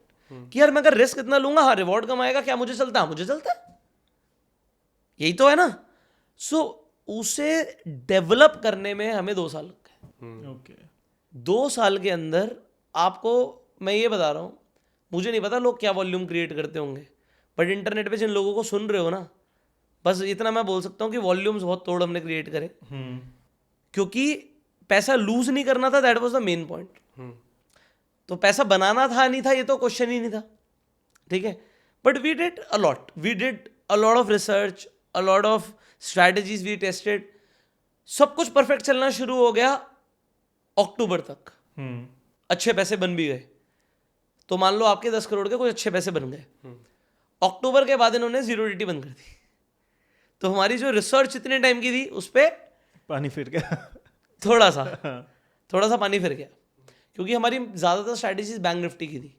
हमने पूरे साल बैंक निफ्टी पे ज़्यादा फोकस किया, और फिर जीरोडिटी की भी मल्टीपल स्ट्रैटेजीज थी, सब पे पानी फिर गया, बंद हो गई वो। तो रातों रात सेबी आई और सेबी ने कहा ये नहीं चलेगा, और ये नहीं चलेगा तो आप कुछ और ढूंढो, क्योंकि पैसा तो अभी भी 10 करोड़ पड़ा ही है ना। So again you will have to study. Again you will have to go in a thought experiments, research, back testing, data, अब वो सब समझ आता है, ढंग से समझ आता है कि हम क्या कर रहे हैं. सो अगेन अब एक सिस्टम को हमने सेट कर दिया. बट वो सिस्टम क्या है? क्या मैं ये बोल रहा हूँ कि मुझे बहुत सारे पैसे बनाने हैं? नहीं. क्या मैं ये बोल रहा हूँ कि मैंने बहुत सारे पैसे बना लिए? नहीं. हमने एक सिस्टम डेवलप किया जो लॉन्ग टर्म में अच्छा चलेगा, और इस सिस्टम को मैंने नाम दिया डुअल कंपाउंडिंग. ओके. क्योंकि कंपाउंडिंग हो रही है ETF में इन्वेस्ट करके. इस पे आर्ग्यूमेंट्स में मैं फुल स्टॉप लगवा चुका हूँ, लगवा भी चुका हूँ. मुझसे कोई अब ETF इन्वेस्टिंग के आर्ग्यूमेंट पे नहीं जीत सकता, क्योंकि वो मैं कन्विंस्ड हूँ, मैं सेटिस्फाइड हूँ. और आप मुझे अब कन्विंस नहीं कर सकते कि आप कहोगे यार ये स्टॉक्स में ऐसे करना चाहिए, वैसे करना चाहिए. मैं कन्विंस्ड हूँ. और आपने अपनी रिक्वायरमेंट के हिसाब से बनाया है. जैसे कि भाई साहब की शादी होगी और इनके घर वाले इनके लिए अगर बीवी ढूंढ के ले आए, तो फिर ये फुल स्टॉप लगाएंगे उस पर कि भाई मैं सेटिस्फाइड हूँ. अब अगर अंकित भाई कहेगा नहीं यार तेरे को तो 2-4 मैं और बताता हूँ रिश्ते और शादी हो गई है, तो अब क्या करोगे आप? तो एक तरीके से मैंने अपने इन रूल से शादी कर ली भाई. ये रूल्स मुझे एक चीज़ पता है, जैसे एक लड़की होती है ना, तो यार घर बसा के रखेगी ये लड़की. ये कैटरीना कैफ हो या ना हो, ये घर बसा के रखेगी. तो आपको चूज करना पड़ेगा. कैटरीना कैफ के चक्कर में घर जाएगा. एग्जाम्पल है, मतलब जस्ट एक एग्जाम्पल दे रहा हूँ. हो सकता है घर बसा भी दे, हो सकता है यार तुम्हारी तो वहां से लॉटरी निकल जाए, हो सकता है ना. बट कुछ चीजें पता होती हैं कि भाई ये एक एग्जाम्पल, एक लड़की के लिए बोलते हैं घरेलू लड़की है, फैमिली ओरिएंटेड है, संस्कारी है, पूजा पाठ करती है, माँ बाप का ध्यान रखती है, तो ये क्वालिटीज तो अच्छी होती ही हैं. अब अगर आप कहो यार एक्स्ट्रा टैलेंटेड है, आउटगोइंग है, मॉडर्न है, वो सब एक्स्ट्रा क्वालिटीज है, बट आपको चलेगी नहीं चलेगी वी डू नॉट नो. आप कैसे हो, क्या आप उतना रिस्क अफोर्ड कर सकते हो? आपको खुद भी देखना ना. सो सिमिलरली ये मैं एग्जांपल्स पता है लड़की के क्यों देता हूँ, ये मेरे जो ज्यादातर ऑडियंस है ना, ये सब यंग है. जो समझ में आती है जल्दी. हाँ, मतलब क्योंकि जब मैं था तो मुझे भी ऐसे समझ आता था. अब देखो मेरे दाढ़ी के बाल तो सफेद हो रहे हैं, मैं बातें ही कर सकता हूँ. ठीक है, अब तो 2 बच्चे हो गए मेरे, बट बातें कर सकते हैं. बातों के लिए बुलाया तुमने मुझे. सो उसमें हमने ये सिस्टम निकाला कि भाई ये मेरा सिस्टम है, I will follow this. It doesn't matter how much money I am making, I am making less, I am making more, I am happy. क्योंकि होता क्या है, जो आपके फाइनेंसेस होते हैं ना, ये बहुत पर्सनल चीज़ होती है. जैसे हम कहते हैं ना, किसी आदमी से उसकी इनकम मत पूछो, किसी को बुरा भी लग जाता है. किसी की कम होती है, किसी की ज़्यादा होती है. जो फाइनेंसेस हैं, क्या मैंने आपसे पूछा आपके बैंक अकाउंट में कितने पैसे हैं? मुझे ज़रूरत नहीं है, क्योंकि ना आपके पास ज़्यादा होंगे तो आप मुझे दे नहीं दोगे, कम होंगे तो आप मेरे से मांगोगे तभी मैं दूंगा नहीं. ये भी मेरा एक रूल है. ये भी मैंने सीखा है. पैसे उधार दे के सीखा कि उधार नहीं देने का. चाहे किसी की कितनी मजबूरी हो भाई देख, हेल्प करनी है, मैं अभी आ जाता हूँ. मैं खड़ा हूँ. तेरी मम्मी को हॉस्पिटल लेके जाना, मैं लेकर जाऊंगा. बट तू बोलेगा बिल तू भर दे भाई, वो नहीं कर पाऊंगा. और कभी कभी क्या होता है कि खुद से मन करता है, तो मतलब देखो क्या होता है ना, जो दान है वो गुप्त होना चाहिए, मुझे ऐसा लगता है. लोग क्या होता है वीडियोस बनाते हैं, और वो भी अच्छा है क्योंकि उससे सोसाइटी मोटिवेट होती है और करने के लिए, और वो अच्छी चीज़ है. बट उसे मैं ऐसे बोल नहीं रहा, बट मुझे अगर कहीं पर भी लगता है किसी को कोई ज़रूरत है, तो जब सामने वाला नहीं मांगता तब मुझे करने में मज़ा आता है. खुद के मन से. हाँ, जो मांग रहा है उसे मैं दूंगा नहीं, उसे मैं क्या दूंगा, ऊपर वाला देने वाला. वो नहीं दे रहा तुझे तो मैं क्या दूं. बट एक बंदा मेहनत कर रहा है. एग्जाम्पल है, कोई क्रिकेट खेल रहा है, उसके शूज़ फटे हुए हैं, तो मैं जरूरी नहीं उसे पैसे दूं. भाई अगर मैं अफोर्ड कर सकता हूँ, भाई एक शूज़ गिफ्ट कर दिए किसी को. तो बंदा स्ट्रगल कर रहा है, मुझे पता है कि भाई घर बार छोड़ के आया हुआ है. कोई आप कहीं जाते हो, आपको लगता है कोई बच्चा बैडमिंटन अच्छा खेल रहा है, मतलब मैं एग्जांपल दे रहा हूँ जो मेरी डे टू डे लाइफ है, उसी से एग्जांपल दूंगा. कोई बच्चा बहुत अच्छा खेल रहा है, टैलेंटेड है, बट है ना, देख रहा हूँ यार वो जो रैकेट से खेल रहा है ना, उसकी एक स्ट्रिंग टूटी हुई है और तब भी खेल रहा है. और वो एक दिन से नहीं खेल रहा, वो पिछले हफ्ते 10 दिन से खेल रहा है. एक दिन आपने अपने एक रैकेट गिफ्ट कर दिया, आप तो दोबारा खरीद सकते हो. यार तू अच्छा खेलता है, मैं चाहता हूँ तू आगे बढ़. तो उस बच्चे के लिए बहुत कुछ अच्छा हो सकता है. तो जो रेड लाइट पे मांगने आ रहे हैं, वहां पर आप करना चाहते हो आप करो, बट कहीं पर आपको लगता है ना सोसाइटी में आपकी जरूरत है कहीं पर, और कोई मांग नहीं रहा तब भी वो कर रहा है, तो वहां पे आपको हेल्प करनी चाहिए. वो बिना मांगे भी अपना स्ट्रगल कर रहा है. हाँ, और बट मांगेगा तो मैं दूंगा नहीं, ये रूल बना रखा है. मतलब बिल्कुल क्लियर है, कोई रिश्तेदार कोई फ्रेंड, क्योंकि वहां पे रिश्तेदारी खत्म होती है, दोस्ती खत्म होती है. जो नहीं मांग रहा उससे आपको वापस भी नहीं चाहिए, हाँ है ना, उससे आप कुछ मांग थोड़ी रहे हो, आपने कर दिया, खत्म हो गई बात।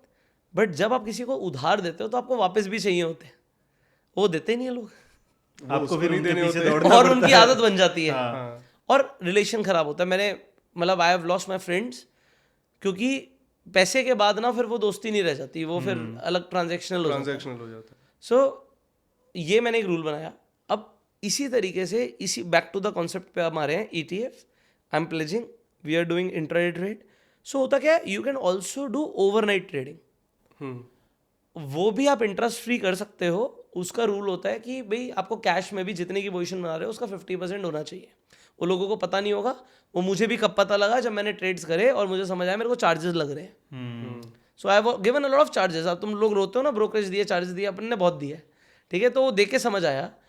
तो ओवरनाइट के लिए we have made some positional system, जो हमने पिछले 24 साल के डेटा पे ट्राई किया, विच इज गोइंग ब्रिलियंट, मतलब बढ़िया चल रहा है वो सिस्टम। उस सिस्टम को हम फॉलो कर रहे हैं। सो मैंने इसका नाम दिया है ट्रिपल कंपाउंडिंग सिस्टम। कोई दिक्कत नहीं है, तुम ये नाम नहीं चुरा सकते, मैंने इनका वो ट्रेडमार्क करा लिया है। सो डबल कंपाउंडिंग सिस्टम और ट्रिपल कंपाउंडिंग सिस्टम जो है, ये अब हम फॉलो कर रहे हैं। So what is my vision? My vision is I will follow this system for let's say 5-10 years now, और 5-10 साल का एक जर्नी जिसमें वो ट्रेजेक्टरी दिखाऊं कल को कि यार देखो ये सिस्टम है। मैं तब भी बात करता था जब मैं भाई इन्वेस्टरोग्राफर के पॉडकास्ट पर आया था, आज से 10 साल बाद की बात कर रहा हूँ, और आज भी मैं यही सिस्टम फॉलो कर रहा हूँ, और इस सिस्टम ने मुझे ग्रोथ दी है। ये सिस्टम अच्छा है।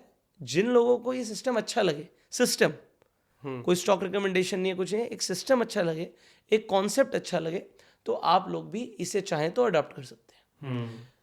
देखो कोई चीज़ मुझे हेल्प कर रही है, मेरे लिए अच्छी चल रही है, तो उसे बताने में कोई दिक्कत नहीं है। भाई मुझे किसी चीज़ से नुकसान हुआ, वो बताने में ज़रूर बताना चाहिए, मेरी रिस्पॉन्सिबिलिटी है। But what Pushkar Raj Thakur is all about in stock market now, it is triple compounding system. Okay. So, और मैं यार अभी कोई एक्सपर्ट नहीं हूँ, मैं कोई ऐसा नहीं हूँ कि बहुत बड़ा, मैं तो ट्रायल एंड टेस्ट कर रहा हूँ अभी। सो अभी क्या है कि हो सकता है मैं इसमें कई सारी चीज़ें इंप्रूव करूँ, इम्प्रूवमेंट्स होंगी, टाइम के साथ वो होती रहेगी। वो होती हैं कि क्योंकि अभी देखो मार्केट में आपने बुल रन देखा है, अभी तो आपने मार्केट को उतना गिरते हुए नहीं देखा। जो आज मैं मार्टिंगल बोल रहा हूँ कि मैं ऐसा करूंगा, जब करने की बात आएगी तो हो सकता है मेरा भी हाथ कांपे कि भाई अभी इतनी गिर गई यार और गिरेगी, क्योंकि नुकसान तब दिखेगा। और बस सिस्टम नहीं होता है ना, दूसरा उसके पीछे साइकोलॉजी भी होती है, तो वो भी काम करने लग जाएगी। जब मार्केट गिरेगा तो आपको भी डर लगने लग जाएगा। और 4 बातें होंगी, दुनिया खत्म होने वाली है, वॉर हो गया, ये हो गया। तभी मार्केट गिरेगी जब ये 4 बातें होंगी। ये तो मुझे समझ आ रहा है क्योंकि कोविड में वो चीज़ हम देख चुके हैं।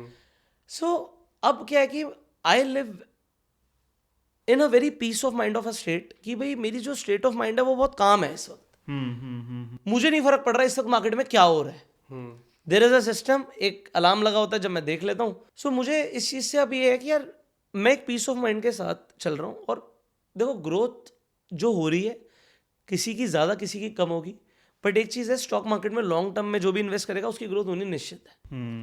अब देखो मार्केट की अगर रिटर्न की बात करें, मार्केट एग्जाम्पल 12% का रिटर्न देता है, मैं कहता हूँ 10 देगा, कम दे देगा, 10 देगा, मैं इन्फ्लेशन को बीट कर रहा हूँ, ओके मेरी ग्रोथ आ रही है।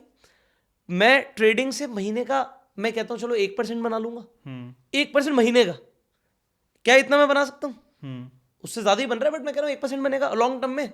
मान के चल 12 होता है, इसे भी 10 कर लो, 10 और 10 20। 20। I am beating most mutual funds. और अगर ट्रिपल कंपाउंडिंग की बात करूं, जो ओवरनाइट पोजीशंस है, उसमें पोजीशन साइजिंग बहुत छोटी होती है, बहुत ही ज्यादा छोटी होती है, बट उसमें जो रिटर्न बनता है वो पूरे महीने का जाके आधा 1% बनता है। ओके। सो मैं आधा % भी मानूं तो साल का 6% है, 5 ही लगा लो, 25% return, what else you need? So अगर इस सिस्टम को 10 साल 15 साल 20 साल कर लिया गया ना, तो वी आर द किंग भाई। किसी को दिखाने की जरूरत नहीं है, किसी को बताने की जरूरत नहीं है, सिस्टम मैंने लोगों को बता दिया। तो देयर इज ऐसा कोई हिडन सीक्रेट नहीं है कि भाई मेरे पास है तुम्हारे पास अब नहीं है, बट इसमें लगेगा क्या डिसिप्लिन, वो तुम्हारे पे है नहीं। जब मार्केट गिर रही थी तुम उस वक्त घूमने चले गए थे, डर गए थे, भूल गए थे, या और नीचे आने का इंतजार कर रहे थे। हाँ, रूल ही भूल गए। और जो ट्रेडिंग का भी रूल है ओवरनाइट का, उसमें 5 मिनट लगते हैं वो पोजीशन बनाने में, वो रूल बेस्ड है। बट मुझे लगता है मैं उसे तब सिखाऊंगा जब मुझे मतलब मैं कुछ बड़ा उखाड़ दूं थोड़ा सा। कॉन्फिडेंस तो देखो है, बट क्या, क्योंकि एक मार्केट में टेस्ट किया, so I want to see multiple phases of the market. Bull market, Right. Bear market, consolidated market, और ऐसे 3-4 साइकिल निकल जाए। जब वो लोगों के पास जाए तो पूरी तरह से टेस्ट होकर जाए। हाँ, और वो उसमें भी क्या होगा, स्ट्रैटेजी होगी। राइट। सो कि जो मेरी स्ट्रैटेजीज हैं वो मैं रिवील करने के लिए मेरे को कोई दिक्कत नहीं है, ऐसा कुछ नहीं मुझे छुपा के, बट उसमें होगा क्या, उतने टाइम में पैसे बना चुका हूँ। उसके बाद क्या होता है, तो मतलब वसूल भी हो चुकी है। होता क्या है कि मार्केट ना एक जैसी नहीं रहती। ये समझ आया है, तीन साल ही मैंने फुल फ्लेज दिए मार्केट को, तो 3 सालों में मुझे समझ आया मार्केट एक जैसी नहीं रहती, मार्केट चेंज होती रहती है, market is dynamic in nature. So कल को चेंज होगी, फिर से कुछ चेंज करना पड़ेगा। अब क्या है कि कोई एक होता है नकल के लिए नकल चाहिए, तो अगर मैं अपना सब कुछ बता भी दूंगा, कोई नकल भी करेगा और मार्केट चेंज हो गई, उस टाइम पे हम अकल लगा रहे होंगे और वो नकल ही कर रहा होगा, तो वो फेल हो जाएगा। ये चीज़ है। तो क्या है कि आपको अपडेटेड रहना पड़ेगा अगर आपको मार्केट में इस तरीके से कुछ भी एक्स्ट्रा करना है तो। सो मैं इस चीज़ में बड़ा सॉर्टेड हूँ, what we are doing, and मैंने हमारा जो भी है वो बताने की कोशिश करी है। आई होप लोगों को समझ आएगा। क्विक 2 सवाल है। सबसे पहला तो जो लेवल्स निकाली गई थी उसके पीछे का रीज़न क्या था, उसके पीछे की स्ट्रैटेजी क्या थी, उसके पीछे की सोच क्या थी। दूसरा सवाल ये एक बार हो जाए तो अपन फिर उसको लेते हैं। So good artist copy, great artist steel. तो मैंने एक ऑफिस में एक लड़का हायर किया था, वो एक बहुत बड़े हेज फंड के लिए काम करता था। वो हेज फंड्स के लेवल है, वो हमने कॉपी कर लिया अपने लिए। तो हम अपने ऑफिस में अच्छे अच्छे ट्रेडर्स हायर करते रहते हैं। हाँ। वो हमें, मेरे को बड़ी रिसर्च का कीड़ा है। मतलब मैं हर महीने, आप कह सकते हो R&D पे पैसे वेस्ट करता हूँ। तो वेस्ट ही बोलूँगा उसे, क्योंकि we do a lot of things यार, हम करते हैं। अगर हम कुछ भी कर रहे हैं किसी भी चीज़ में है, तो मैं बढ़िया बढ़िया लोग हायर करता हूँ। तो I have hired a very genius guy. हम आर्बिट्राज ट्राई कर रहे थे। अब आर्बिट्राज बताऊंगा ना लोगों को तो कहेंगे क्या बकवास की चीज़ है। तो हमने आर्बिट्राज ट्राई किया था। तो आर्बिट्राज एक हेज फंड है जो हेज फंड ना आर्बिट्राज टाइप ही करते हैं, लॉस नहीं चाहिए उन्हें। तो आर्बिट्राज बेसिकली यही होता है, लॉस नहीं होता है। तो आप एक तरीके से एक जगह पे खरीदते हो, बहुत ज़्यादा एक्टिव रहना पड़ता है उसमें का। नहीं बिल्कुल नहीं। अच्छा। वो एल्गोस बन जाती है आज की डेट में, सब कुछ है ना, ऑटोमेट हो जाता है। हाँ ऑटोमेट हो जाता है। और उसमें क्या हुआ, हमारे चार्जेस तो बहुत लगे, पैसे बहुत कम बने, तो हमने फिर उसे अभी थोड़े टाइम के लिए रोका हुआ है। बट आर्बिट्राज में कोई ऐसा बुराई कुछ नहीं है। तो हमने ऑफिस में एक हायर किया था, तो he has work for some hedge funds. तो उसने हेज फंड से, जब वो होता क्या है, वो जब ये सारे एक्सपेरिमेंट्स होते हैं ना, तो हमारे ऑफिस में एक जगह है, वहाँ पे व्हाइट बोर्ड बना हुआ है, हम ना 2-3 घंटे लगा के एक स्ट्रैटेजी पे ढंग से बात करते हैं। ओके। तरीके से बात करते हैं कि इसमें क्या होगा क्या नहीं होगा। फिर कुछ कैपिटल लगाते हैं, उसे टेस्ट करते हैं, फिर देखते हैं कि क्या हो रहा है। 1-2 महीने लगते हैं, तो करते हैं, ऐसे मज़ा आता है। हम हेज फंड नहीं है, बट मेरे को अपने मज़ा बहुत आता है। और लोगों को अलग अलग एडवेंचर के शौक है भाई। लोगों को क्लब जाने का शौक है, मुझे ये वाला शौक है, तो सबके अलग अलग शौक है। दूसरा जो सवाल था मेरा, कि आपने कहा कि 3 साल ही हुए हैं जहाँ पे मैंने मार्केट को फुल फ्लेज देखा है, या मार्केट को इतना नज़दीक से देखा है। क्या डर लगता है कि आने वाले सालों में भी मार्केट ऐसी ना चले और मार्केट नीचे जाने लग जाए तो क्या होगा? मुझे तो कोई डर नहीं लगता, क्योंकि आई एम वेरी यंग यार। जाए ना नीचे, एक बात बताओ, अगर मार्केट चलती रहेगी मैं पैसे कहाँ से डालूंगा? मैं तो इतना अमीर हूँ नहीं कि हर कोई स्टॉक को 50-50 के पी पे खरीदूं जाके। मतलब मैं एग्जांपल दे रहा हूँ, मार्केट नीचे गिरेगी तभी तो आम आदमी खरीद पाएगा। सर आज मार्केट के लिए आप, मैं, कोई भी है ना, हम कुछ नहीं है, हम एक छोटी सी बूंद भी नहीं है। ये मार्केट इतनी बड़ी है, अच्छे अच्छे घमंड ना रात में तोड़ सकती है। कोई कहेगा ना जी मैं 1000 करोड़ का आदमी हूँ, तू मार्केट के सामने कुछ नहीं है भाई। बिल्कुल, वो कुछ नहीं है, तू हजम कर जाएगी, वो यहाँ 1 मिनट की कैंडल में। तो कहने का मतलब है कि market is damn big, and मेरे लिए मार्केट एक टीचर है।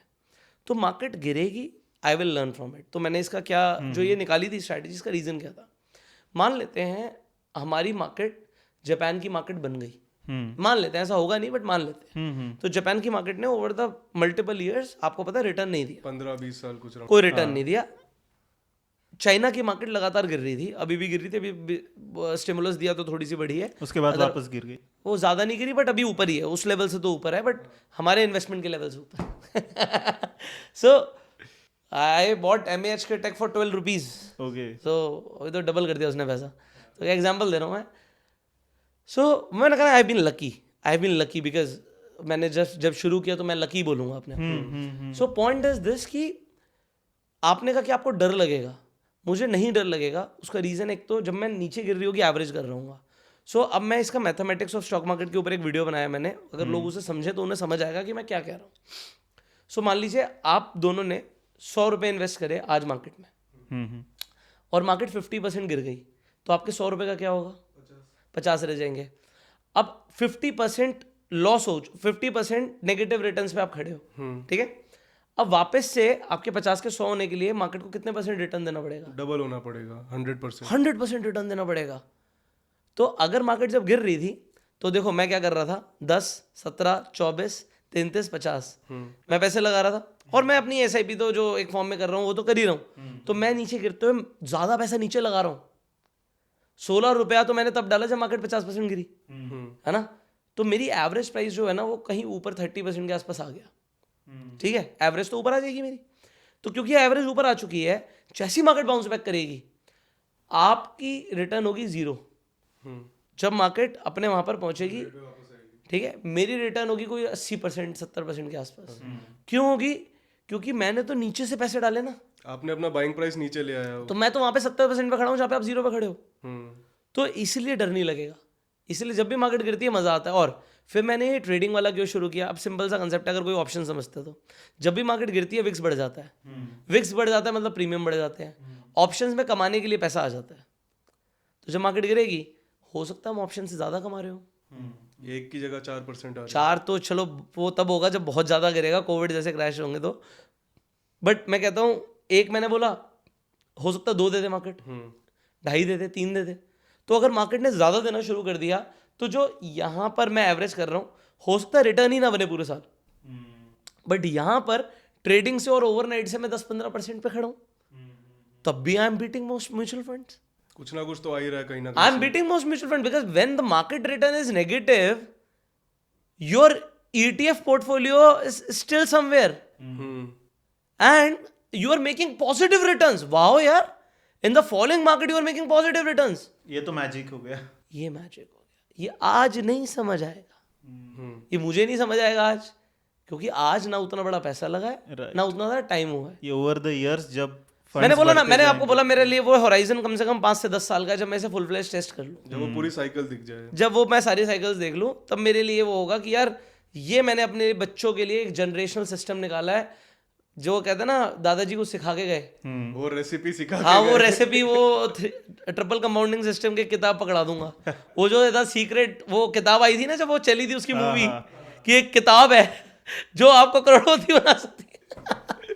तो ये सिस्टम ऐसा होगा जो लोगों को अच्छी बिल देगा, कि भाई हमारे दादाजी ने वाला सिस्टम फॉलो किया था और इससे उन्होंने ये बनाया. फॉर्मूला लॉकर में रखा है. हाँ, तो मैं पब्लिक कर दूंगा, क्योंकि इसी मेरे को लगता है अगर आप देखो फॉर्मूला देने के बाद भी कोई ये डिसिप्लिन ना बहुत बड़ी चीज़ है. हाँ. क्रिकेट खेलना और क्रिकेट खेलते हुए डिसिप्लिन वे में आगे बढ़ना बहुत बड़ी बात है. हर फील्ड में आगे बढ़ने के लिए डिसिप्लिन चाहिए. विराट कोहली में ऐसा क्या है जो और प्लेयर्स में नहीं है? डिसिप्लिन. वही है कि किसी को सचिन बना देता है और किसी को कामली. मैं तो कामली जी से पर्सनली मिला हूँ. तो मैं एक एग्जांपल दे रहा हूँ, मुझे वो हैबिट समझ आती है ना, why he is not such an example. आपको समझ आ जाएगा, आपको मिलते ही पता लग जाएगा. तो वो इट इज़ लॉन्ग टर्म यार, मतलब ये तो समझ आ गया था ना, it is a long term game. It is a long term game. ऐसा नहीं है ना कि मार्केट में लोगों को गारंटीड तरीके नहीं पता. गारंटीड तरीके पता है. आप कुछ दिमाग ना लगा के निफ्टी 20 में भी अगर डाल दोगे ETF में और लॉन्ग टर्म छोड़ोगे तो सबको पता है कि पैसा बनेगा, बट फिर भी उल्टे सीधे तरीके कर करके लॉस करने. मैंने बोला ना, most people lose money fast in order to make money fast. और पैसा कमाएंगे धीरे धीरे, फिर एकदम से फास्ट लूज करके वापस से फिर वो धीरे स्लो साइकिल. उसमें तो बड़ी दिक्कत होती है ना, कैपिटल ही जीरो हो गया. Capital ही आपका 50% लॉस को कवर करने के लिए 100% का रिटर्न चाहिए. पहले जुआ खेल रहे थे तो पता नहीं चड्डी बेच के जुआ खेलना पड़ेगा. और जुआ खेलना हमारी फितरत में है. अरे महाभारत में पांडव नहीं बचे भाई, हम कौन है? युधिष्ठिर ने जुआ खेल दिया भाई. तुम और मैं कौन है यार? हम तो उतने दूध के धुले भी नहीं है. भाई युधिष्ठिर क्या बोलते थे, धर्मराज. धर्मराज. तो धर्मराज युधिष्ठिर जुआ खेल सकते हैं, अपनी पत्नी को दांव पे लगा सकते हैं. तो यार हम तो कुछ है ही नहीं, फिर वी आर नथिंग. सो ये कहने का मतलब है कि वो जुआ गैम्बलिंग माइंडसेट ना सब में होता है. उसको दबा के रखना पड़ता है. नहीं मतलब वो आपको वो बनाना पड़ेगा. जैसे एग्जाम्पल है यार, मैंने कभी लाइफ में ड्रिंक नहीं करी, कभी स्मोक नहीं किया. तो ऐसा नहीं होता कि यार आपका फ्रेंड सर्कल आप देख रहे हो, आपका मन नहीं करता यार ये कूल बन रहे हैं, आप नहीं बनो. बट फिर आपको पता है ये मेरा रूल है, ये मेरा रूल है यार, मेरे को रूल फॉलो करना है। हाँ, माइंड में अगर रूल रहे तो फिर आपको कंट्रोल करने के लिए एक चीज मेरा होती ये मेरा रूल है, ये मेरी लिमिट्स है, है। हाँ, ये मेरी लिमिट्स है, बस खत्म। अगर आपको अपनी लिमिट्स पता होंगी आप लाइफ में खुश रहोगे सर। आपको लिमिट पता होनी चाहिए। तो वो ये यहाँ पे कुछ लोग ले जाएंगे, हाँ भाई ड्रिंकिंग और स्मोकिंग में भी हमारी लिमिट है, 10 सिगरेट से ज़्यादा नहीं पीते एक दिन की। लोग तो यार 50-50 पी जाते थे, मतलब सबकी ऐसे ही है, 2 पैक की लिमिट है भाई अपनी। वही है, सबकी अपनी रिस्क एपेटाइट है। हाँ ठीक है भाई, वो द वेरी बेस्ट, बिकॉज मतलब you can not change everybody and neither मैं किसी को बोल रहा हूँ भाई, मैं तो कह रहा हूँ यार अगर आप इस पॉडकास्ट को सुन रहे हो तो डेफिनेटली आप कुछ पॉइंटर्स के लिए आए हो, कुछ कि हमें कुछ सीखने को मिले। So I don't want to waste in just some pep talks ना, कि मैं कुछ आके बोल दूँ लोगों को, हाँ चुटकुले सुनने में मज़ा आ जाए। They should gain something. ये सिस्टम फॉलो करने के बाद मतलब जो दिमाग वाले लोग होंगे ना वो कहेंगे वाह यार मज़ा आ गया, that was a master class. और कहीं ना कहीं उनको अपनी रिसर्च करने के लिए एक डायरेक्शन मिल जाएगा। बिल्कुल मिल जाएगी। और जो लोग नहीं समझना चाहते तो भाई ड्रीम 11 पे जाओ, टीम बनाओ।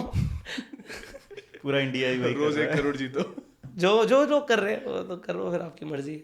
और आई थिंक जो आपने एक चीज़ बताई ना, मैं भी इसके ऊपर रिसर्च करूंगा कि आपने कहा 10% पे एक अमाउंट डालूंगा, 17% गिरने पे और अमाउंट, 33 24 33 50। हाँ अब याद हो गया आपको। तो एक चीज़ जो मैं हर बार लोगों को बोलता रहता हूँ कि जैसे जब हम SIP नॉर्मल SIP भी करते हैं, तो नॉर्मल SIP क्या हो रही है कि आपकी हर 1 तारीख को पैसा जा रहा है। तो अब उसमें क्या होता है कि आपकी टॉप पे भी बाइंग हो रही है, बॉटम पे भी हो रही है, बीच में भी हो रही है, हर लेवल्स पे मार्केट में टाइम टू टाइम बाइंग हो रही है आपकी। तो उसकी एक बहुत अच्छी पावर क्या होती है कि मान लो निफ्टी टॉप पर है, तब मैंने 100 रुपये डाले और मान लो मेरी 5 क्वांटिटी आई, और जब मार्केट आधा गिर गया 50% हो गया, तब भी मेरे 100 रुपये SIP जा रही बट है। अब क्वांटिटी ज्यादा आई, क्वांटिटी ये तो एक नंबर चीज है भाई। तो लोगों को क्या लगता है कि 100 पे खरीदा, 50 पे खरीदा, एवरेज 75 होगा। 75 नहीं होगा क्योंकि नीचे डबल क्वांटिटी पड़ी है अपने पास। ये तो आपने अब वो मैथमेटिक्स को और ज्यादा आप डिटेल में ले गए, और ये तो समझ ही नहीं आता लोगों को। तो ये जो मैजिक है ना, क्वांटिटी ज्यादा आती है, ऑटोमेटिकली सस्ते रेट पे आप कम खरीद रहे हो और सस्ते रेट पे ज्यादा खरीद रहे हो, महंगे रेट पे कम खरीद रहे हो। जैसे मैंने ETF में रूल बोला कि 1% गिरने पे 10,000 का, तो अगर 1% गिरा तो 10,000 का, वो और ज्यादा गिरेगा तो और सस्ता हो गया। अब खरीदा 10,000 का ही, या फिर 20 का खरीद लिया, ज्यादा परसेंटेज गिर गया, क्वांटिटी बट क्वांटिटी बढ़ गई भाई। वो नंबर ऑफ यूनिट्स तो मैजिकल है। बिल्कुल, ये तो आपने इस पे सोने पे सुहागा कर दिया। ये लोगों को समझ आ गया, तो मतलब इन्वेस्टिंग खत्म हो गई है इस वाले पॉडकास्ट के बाद। तो आई थिंक ये चीज आपको इमीडिएटली अगर नहीं भी क्लिक हो रही ना, एक बार इसको कैलकुलेशन करके देखो, तब आपको कंपाउंडिंग के साथ जो सस्ते रेट पे बड़ी बाइंग करने का और वो जो पावर है ना, अभी पुष्कर भाई ने क्या बोला, आप डबल क्वांटिटी भी डाल रहे हो, ऊपर से आपकी आधी रेट पे भी जा रही है, 4 गुना हो गया वो। तो आपका किस तरीके से वो जनरेशनल वेल्थ फिर वहां से क्रिएट होती है अगले 5-10 साल में। एक क्रैश आया और वो जनरेशनल वेल्थ 5-10 साल में क्रिएट करता है। मैंने आपको क्या बोला, मतलब मैंने बोला भाई मैं इतना सॉर्टेड हूँ कि अगर वो क्रैश आया और मेरे पास पैसे नहीं हुए, मैं अपने लोन अगेंस्ट प्रॉपर्टी लेके पैसे डालूंगा। बट मैं डालूंगा, रूल बना लिया, क्योंकि भाई उस वक्त नहीं हुए तो मर जाएंगे भाई। वो अपॉर्चुनिटी है 4 गुना सस्ता खरीदने की, 4 गुना सस्ता, और ये लोगों को समझ नहीं आएगा। तो कहने का मतलब है जब मार्केट गिरती है, हाय मार्केट गिर गई हम बर्बाद हो गए। अब तुम वोडाफोन में पैसा डालोगे तो क्या होगा? मैंने तभी स्टॉक हटा दिया। हो सकता है वहाँ से यार वोडाफोन रैली कर जाए, वो कल को साला मतलब मैं कह रहा हूँ फट जाए, 10 गुना 20 गुना 50 गुना हो जाए, मुझे उससे फर्क नहीं पड़ता। क्या मेरा पैसा डूबा इससे फर्क पड़ता है। तो पैसे डूबने का चांस क्या है? गैम्बल करना। अगर मैं गैम्बल नहीं करूंगा मैं नहीं गवाऊंगा। और मैंने जो आपको स्टार्टिंग में ETF की लिस्ट बनाई, इतना अगर कोई डाइवर्सिफाई कर ले उसको लॉस नहीं हो सकता। लॉस नहीं, सारी कंपनियां थोड़ी डूब जाएगी, सारे सेक्टर, सारी कंपनियां। और फिर आपने जब डेट और गोल्ड सिल्वर रेट सब ले रखा है, तो और अगर वैसे ये पोर्टफोलियो डूब भी गया ना, तो जीने के लिए भी कुछ बचेगा नहीं। तो देश में खत्म है, फिर देश ही नहीं बचेगा, फिर देश खत्म है। मतलब इसमें हमने ये सोचा अगर ये खत्म तो देश खत्म। हाँ। फिर तो कुछ है नहीं, फिर तो तुम्हें कुछ नहीं करना। देश का इंसान भी खत्म ही है। देखो अगर उस टाइम पे कहीं से पैसे कमा लेंगे तो तब भी लगा देंगे। अभी मेरे एक दोस्त से भी बात हो रही थी सिमिलरली इसी टॉपिक के ऊपर। वो महीने की अराउंड 10 से 15 हज़ार की SIP करता है। मैं गर्मी बढ़ा दी आपने, मैं मफलर हटा देता हूँ। बात ही हाँ, जब मैं आया था तो बाहर ठंड थी, अब यहाँ पे गर्मी बढ़ गई है जी।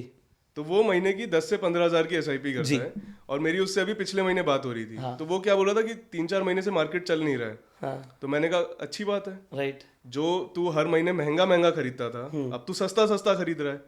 बोलता है अरे बट फिर मज़ा नहीं आ रहा, एक्साइटमेंट नहीं हो रही, मोटिवेशन नहीं रहता हर अगले महीने की एसआईपी डालने में। तो मैंने कहा मोटिवेशन क्यों चाहिए, ऑटोमेट कर पहली बात तो एसआईपी को, रोज़ हर महीने सोचना क्यों है कि मैं डालूँ या नहीं डालूँ। और दूसरी बात, अगर वो कहता है फिर अभी तो एनालिस्ट कह रहे हैं अगले 1 साल मार्केट नहीं चलेगा, मैंने कहा बढ़िया है ना, जो माल तू महंगा महंगा खरीद रहा था 1 साल सेम रेट पे खरीदेगा और फिर जब चलेगा तो 1 साथ पूरा माल चलेगा। एक तो ना एनालिस्ट का समझ नहीं आता, थोड़ा सा गिरता हाई क्रैश, थोड़ा सा बढ़ता है अरे रिकवरी बाउंस बैक।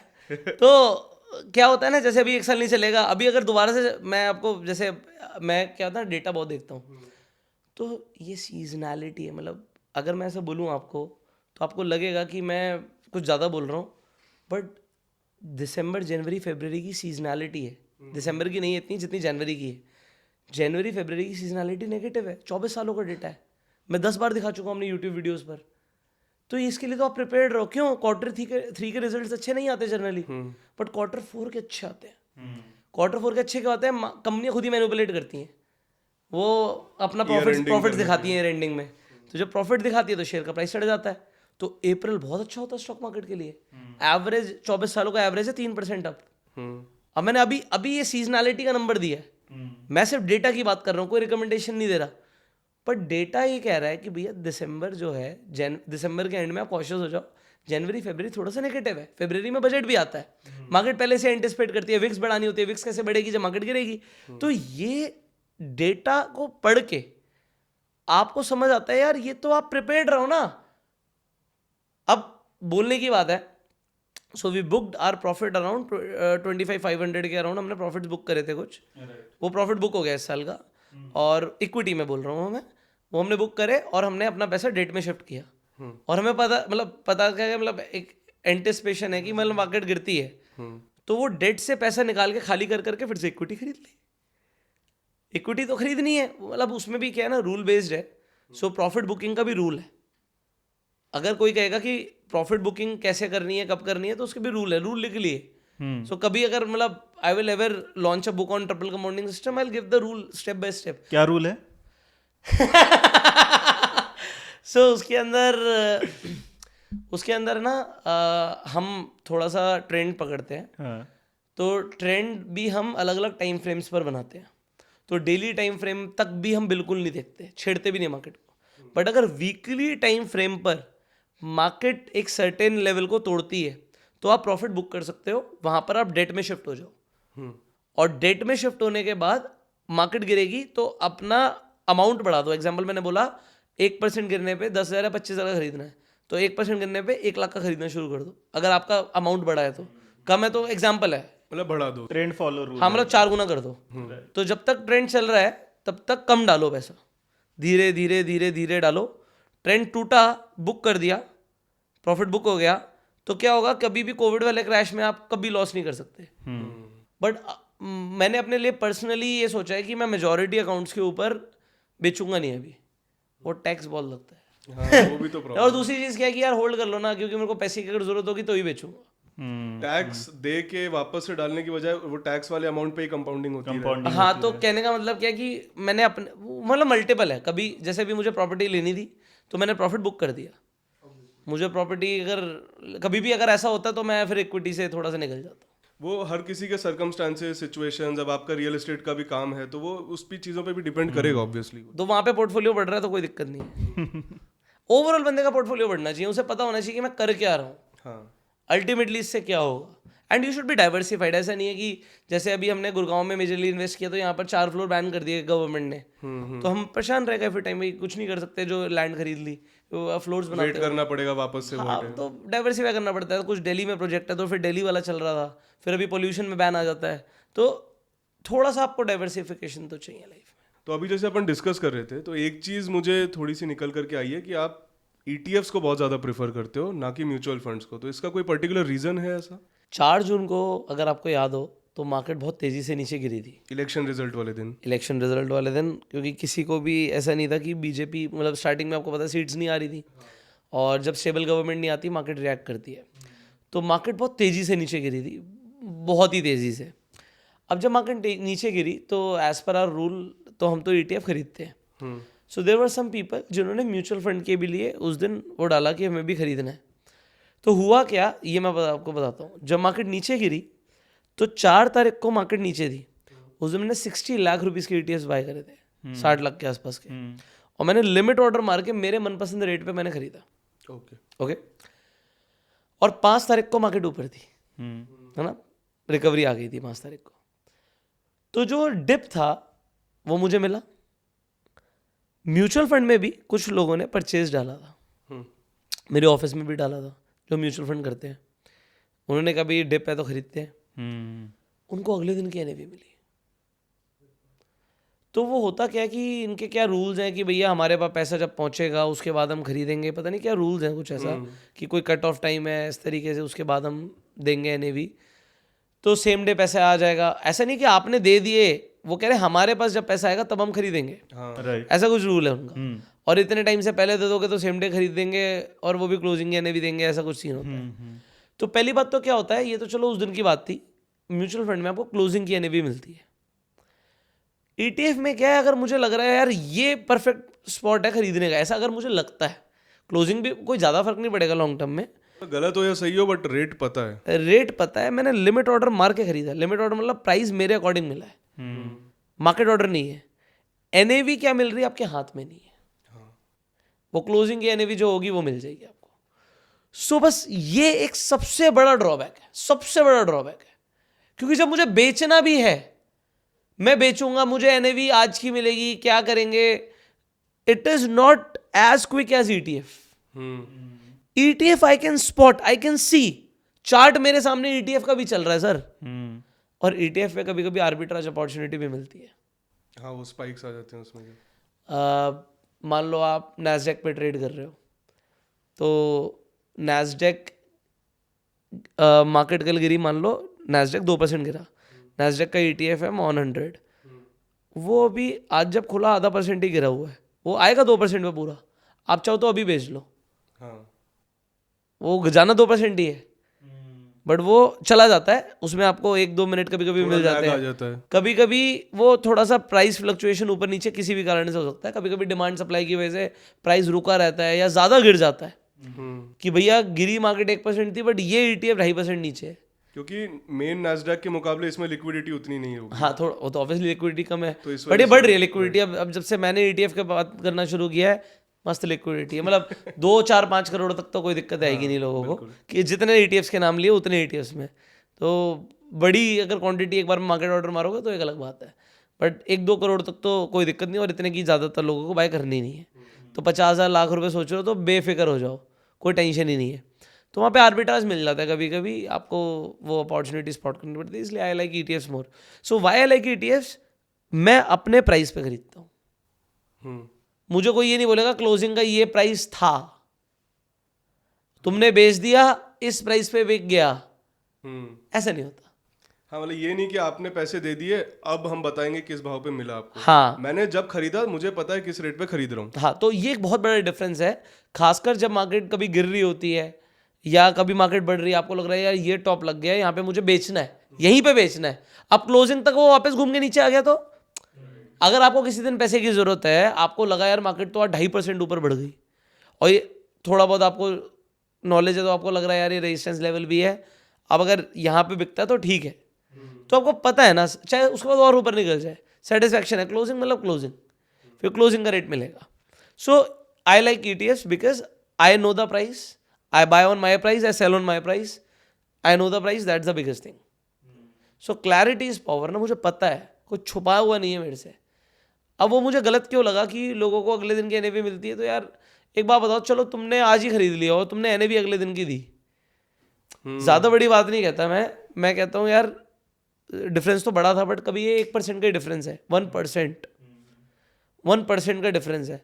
100 करोड़ रुपए आया है, 1000 करोड़ रुपए आया, 100 करोड़ आया तो 1 करोड़ तो तुम्हारी जेब में चला गया, तुमने NAV अपने अगले दिन की दी, मतलब। और आई थिंक वो वाले केस और ऐसा करते नहीं होंगे, मैं नहीं कहता कि गलत इंटेंशनली करेगा कोई, इतनी बड़ी कंपनी चल रही है, इतने हजारों करोड़ का भी एक सिस्टम है, AUM है, मैं ये नहीं कह रहा कोई गलत करेगा, कोई इंटेंशनली कोई स्कैम नहीं कर रहा, बट बात ये है यार, अगर आपको प्राइस पता है, देखो HDFC का ही ETF है, HDFC का ही म्यूचुअल फंड है, तो मैं HDFC को गलत थोड़ी बोल रहा हूँ, मैं तो कह रहा हूँ ETF पे दिख रहा है, म्यूचुअल फंड पे नहीं दिख रहा, तो मैं कोई कंपनी के अगेंस्ट नहीं हूँ।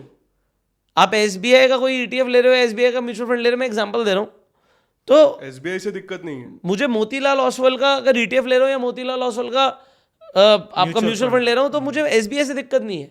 बात है ETF पे प्राइस पता है, मैं वहां पर बिड आस्क देख सकता हूँ, अपने हिसाब से आगे मार सकता हूँ, वो बड़ी बात है। ट्रांसपेरेंसी और पैसे देने से पहले पता है किस रेट पे जा रहा है। किस रेट पे जा रहा है, बस ये अच्छी चीज़ है। अच्छा, काफ़ी लोग कहते हैं कि रियल एस्टेट को कभी खरीदना नहीं चाहिए, उसे रेंट पर रहना चाहिए। काफ़ी रील भी चलती है, हमारी ही रील है, दूसरों की क्या पता है, कि जिसमें बताया गया है कि अगर आप घर को रेंट करते हो तो उसमें ज़्यादा फ़ायदा है बजाय घर को खरीदने के।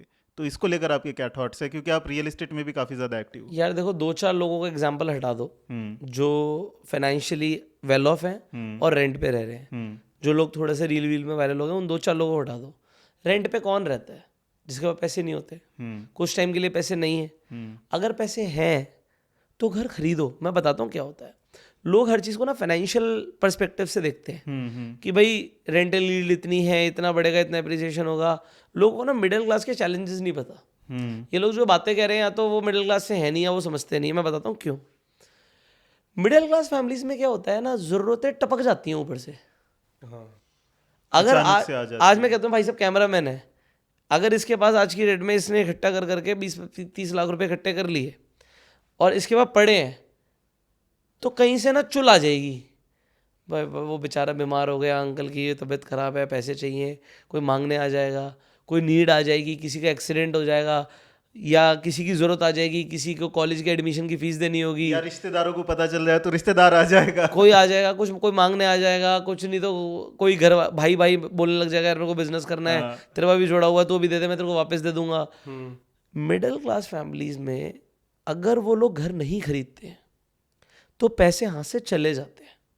और मैंने ऐसे बहुत सारे एग्जाम्पल देखे हैं।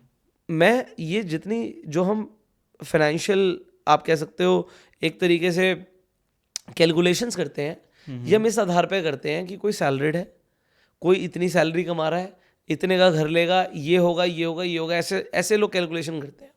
बट जनरली जब लोग घर खरीदने की बात करते हैं, सब ऐसे नहीं करते।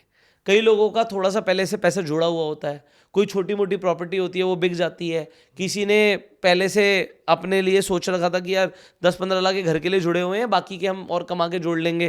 तो मिडिल क्लास फैमिलीज जो घर खरीदती है ना, वो थोड़ा सा अलग है, वो इमोशनल डिसीजन। ये यूरोपियन मार्केट या अमेरिकन मार्केट नहीं है। यहाँ पर नाना जी भी सपोर्ट कर देते हैं जब घर लेने की बात आती है। ये अलग चलता है थोड़ा, हमारा इंडियन जॉइंट फैमिलीज का सिस्टम अलग है, डायरेक्ट मैथ्स नहीं है, ये डायरेक्ट मैथ्स नहीं है, ये अलग चलता है। तो अगर मिडिल क्लास आदमी के हाथ में घर भी नहीं होगा तो जो ये रेंट की कैलकुलेशन बोलते हैं ना, ये उन्हें मैं समझा दूं कि रेंट का जो एग्रीमेंट होता है ना, ये मिडिल क्लास फैमिलीज में ये 11 महीने का कच्चा एग्रीमेंट होता है। ये रजिस्टर्ड एग्रीमेंट नहीं होता जो 3 साल की लीज हम बोलते हैं। ये 11 महीने का कच्चा एग्रीमेंट होता है, उसमें लिखा होता है 10% रेंट बढ़ेगा हर साल। भाई 10% की कंपाउंडिंग तुम्हारे अगेंस्ट में जा रही है, बर्बाद कर देगी। ये वही कंपाउंडिंग वाले नहीं समझा रहे जो 12% की निफ्टी की रिटर्न की बात करते हैं। तो एक तरह से रेंट का 10% इन्फ्लेशन तो चालू हो गया, रेंट 10% बढ़ेगा। Point number 2, what about the image in the society. अब कहोगे इमेज क्यों मैटर करती है? अरे अगर तुम्हारे घर में लड़का है, उसकी शादी होनी है और तुम्हारे पास ठिकाना नहीं है, तो शादी नहीं होगी अच्छे घर में, बिल्कुल नहीं होगी भाई, बोल रहा हूं मैं, मुंह पे बोल रहा हूं। सबसे पहली चीज घर अपना है, फिर कमाता कितना है। सबसे पहले आप कह लो कमाता हूं 2 लाख, घर नहीं है अपना, कहेंगे भाई क्या आदमी है, 2 लाख कमाता है तो घर क्यों नहीं है? अबे EMI करा ले। तो जनरली कैलकुलेशन क्या आती है, जितने का रेंट है ना उससे डबल की EMI पड़ती है। अब बड़े ध्यान से कैलकुलेशन समझना, जिस भी घर में आप रह रहे हो जिसका रेंट है, मान लेते हैं 10,000 का रेंट है तो 20,000-22,000 की EMI बन जाएगी। अगर 25,000 का रेंट है तो 50,000, 55-60,000 तक की EMI आपकी बन सकती है, क्योंकि लोन हो जाता है 20 साल का, 25 साल का, 30 साल का भी मिल जाता है। तो अगर मैं 20 साल का लोन भी पकड़ के चलूं तो जनरल मेरी कैलकुलेशन ये कहती है कि अगर 25,000 का रेंट है तो 50,000 रुपये EMI हो जाएगी, मानते हैं? अब रेंट जो 25,000 रुपये का है वो हर साल बढ़ जाएगा और उसे 50,000 होने में ज़्यादा टाइम नहीं लगेगा। ठीक है, लगभग 6-7 साल में वो रेंट 50,000 रुपये होगा। बिल्कुल ठीक है, रूल ऑफ 72 12% के हिसाब से बढ़ता है तो 6 साल में डबल होता है। ठीक है, तो 7 साल में वो 50,000 का रेंट होगा।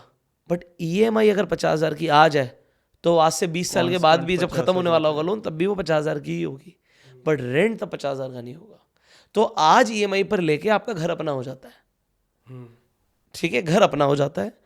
तो अगर कोई लड़के के लिए रिश्ता आता है, मैं तो लड़कों के हिसाब से सोचता हूँ, ज़्यादातर लड़के हमारी वीडियोस देखते हैं और इनकी शादियाँ होनी है, इनकी घर बसने हैं। घर बसाने की बात करो, बर्बाद करने की बात मत करो।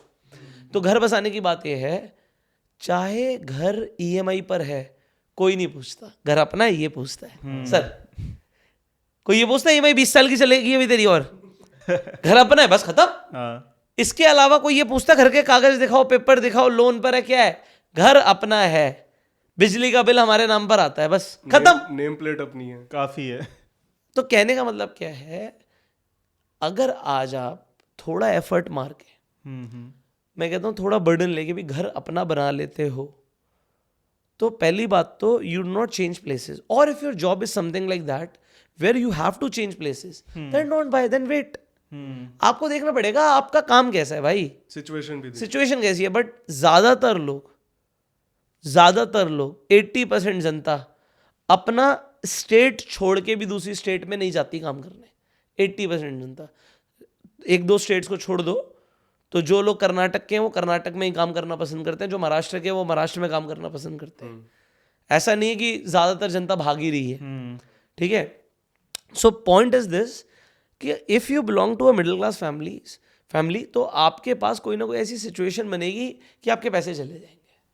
और पैसे अगर जुड़ गए हैं, आधे भी जुड़ गए हैं, डाउन पेमेंट के भी पैसे जुड़ गए हैं, और आप रेंट पे रहते हो, कोशिश करो घर ले लो, क्योंकि ईएमआई उतनी रहेगी, रेंट 7 साल में डबल हो जाएगा, ईएमआई जितना पहुंच जाएगा, और रेंट का पैसा जीरो हो रहा है। अगर ईएमआई भर रहे हो तो मैं समझता हूँ स्टार्टिंग में इंटरेस्ट जा रहा है, बट धीरे धीरे आपका प्रिंसिपल भी तो कम हो रहा है।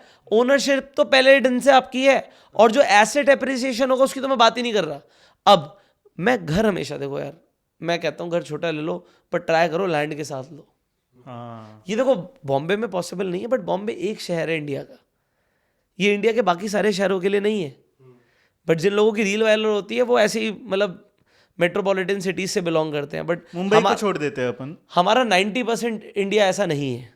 स्पेशली यहाँ पे तो FAR ही नहीं देते इतना कि इतनी बड़ी बड़ी मंजिलें बने। हाँ, ठीक है, हमें खुद गुड़गांव में 4 ही मंजिल बोल रखी है। ठीक है, तो कहने का मतलब क्या है कि अगर हम अपना 80% भारत देखें तो वो मेट्रो सिटीज में नहीं है। तो वो 95% भारत, मैं तो 80 बोल रहा हूँ, चलो 80% हमारा भारत मेट्रो सिटीज में नहीं है। तो अगर 80% भारत मेट्रो सिटीज में नहीं है तो लैंड अवेलेबल है। और आज अगर उस आदमी को मेरी वीडियो देख के समझ आता है कि लैंड ले लेनी चाहिए, और वो ले लेता है, तो मैं एक चीज जानता हूँ, जिंदगी में कभी पछताएगा नहीं। लैंड लेते हुए हमेशा महंगी लगती है, और एक बार जो खरीद लेता है, यार आप एक सिंपल सी कैलकुलेशन मुझे बता दो, जो रेंट पे घर लेने आता है वो अमीर होता है, जो रेंट पे घर दे रहा होता है वो अमीर होता है? देने वाला। आपको सीधा सीधा पता है आंसर। बट ये उन लोगों को बड़ी अच्छी रील लगेगी ऐसे सुनना कि रेंट पे रहना चाहिए जो अफोर्ड नहीं कर सकते। फिर उन्हें लगता है अच्छा कोई हमारी जैसी बात कर रहा है, हम सही कर रहे हैं, हम सही कर रहे हैं, क्योंकि लोग ना अपने आप को बस राइट प्रूफ करना चाहते हैं, और तो उनको एक रीजन मिल जाता है ये स्टोरी बनाने तो के लिए, वो ऐसी रील्स फॉरवर्ड करते हैं। बट मैं तो अपने एक्सपीरियंस से बोलूंगा, भाई घर आज आप लेते हो, कब डबल हो जाता है पता ही नहीं लगता। और घर लेने में जितना पैसा लगता है ना, इतना तुम जिंदगी में कहीं स्टॉक मार्केट में, म्यूचुअल फंड में लगा नहीं पाओगे। घर में बहुत पैसा लगता है, घर एक स्टेबिलिटी देता है। स्टॉक मार्केट के लिए तो उतना लोन ही नहीं देगा बैंक।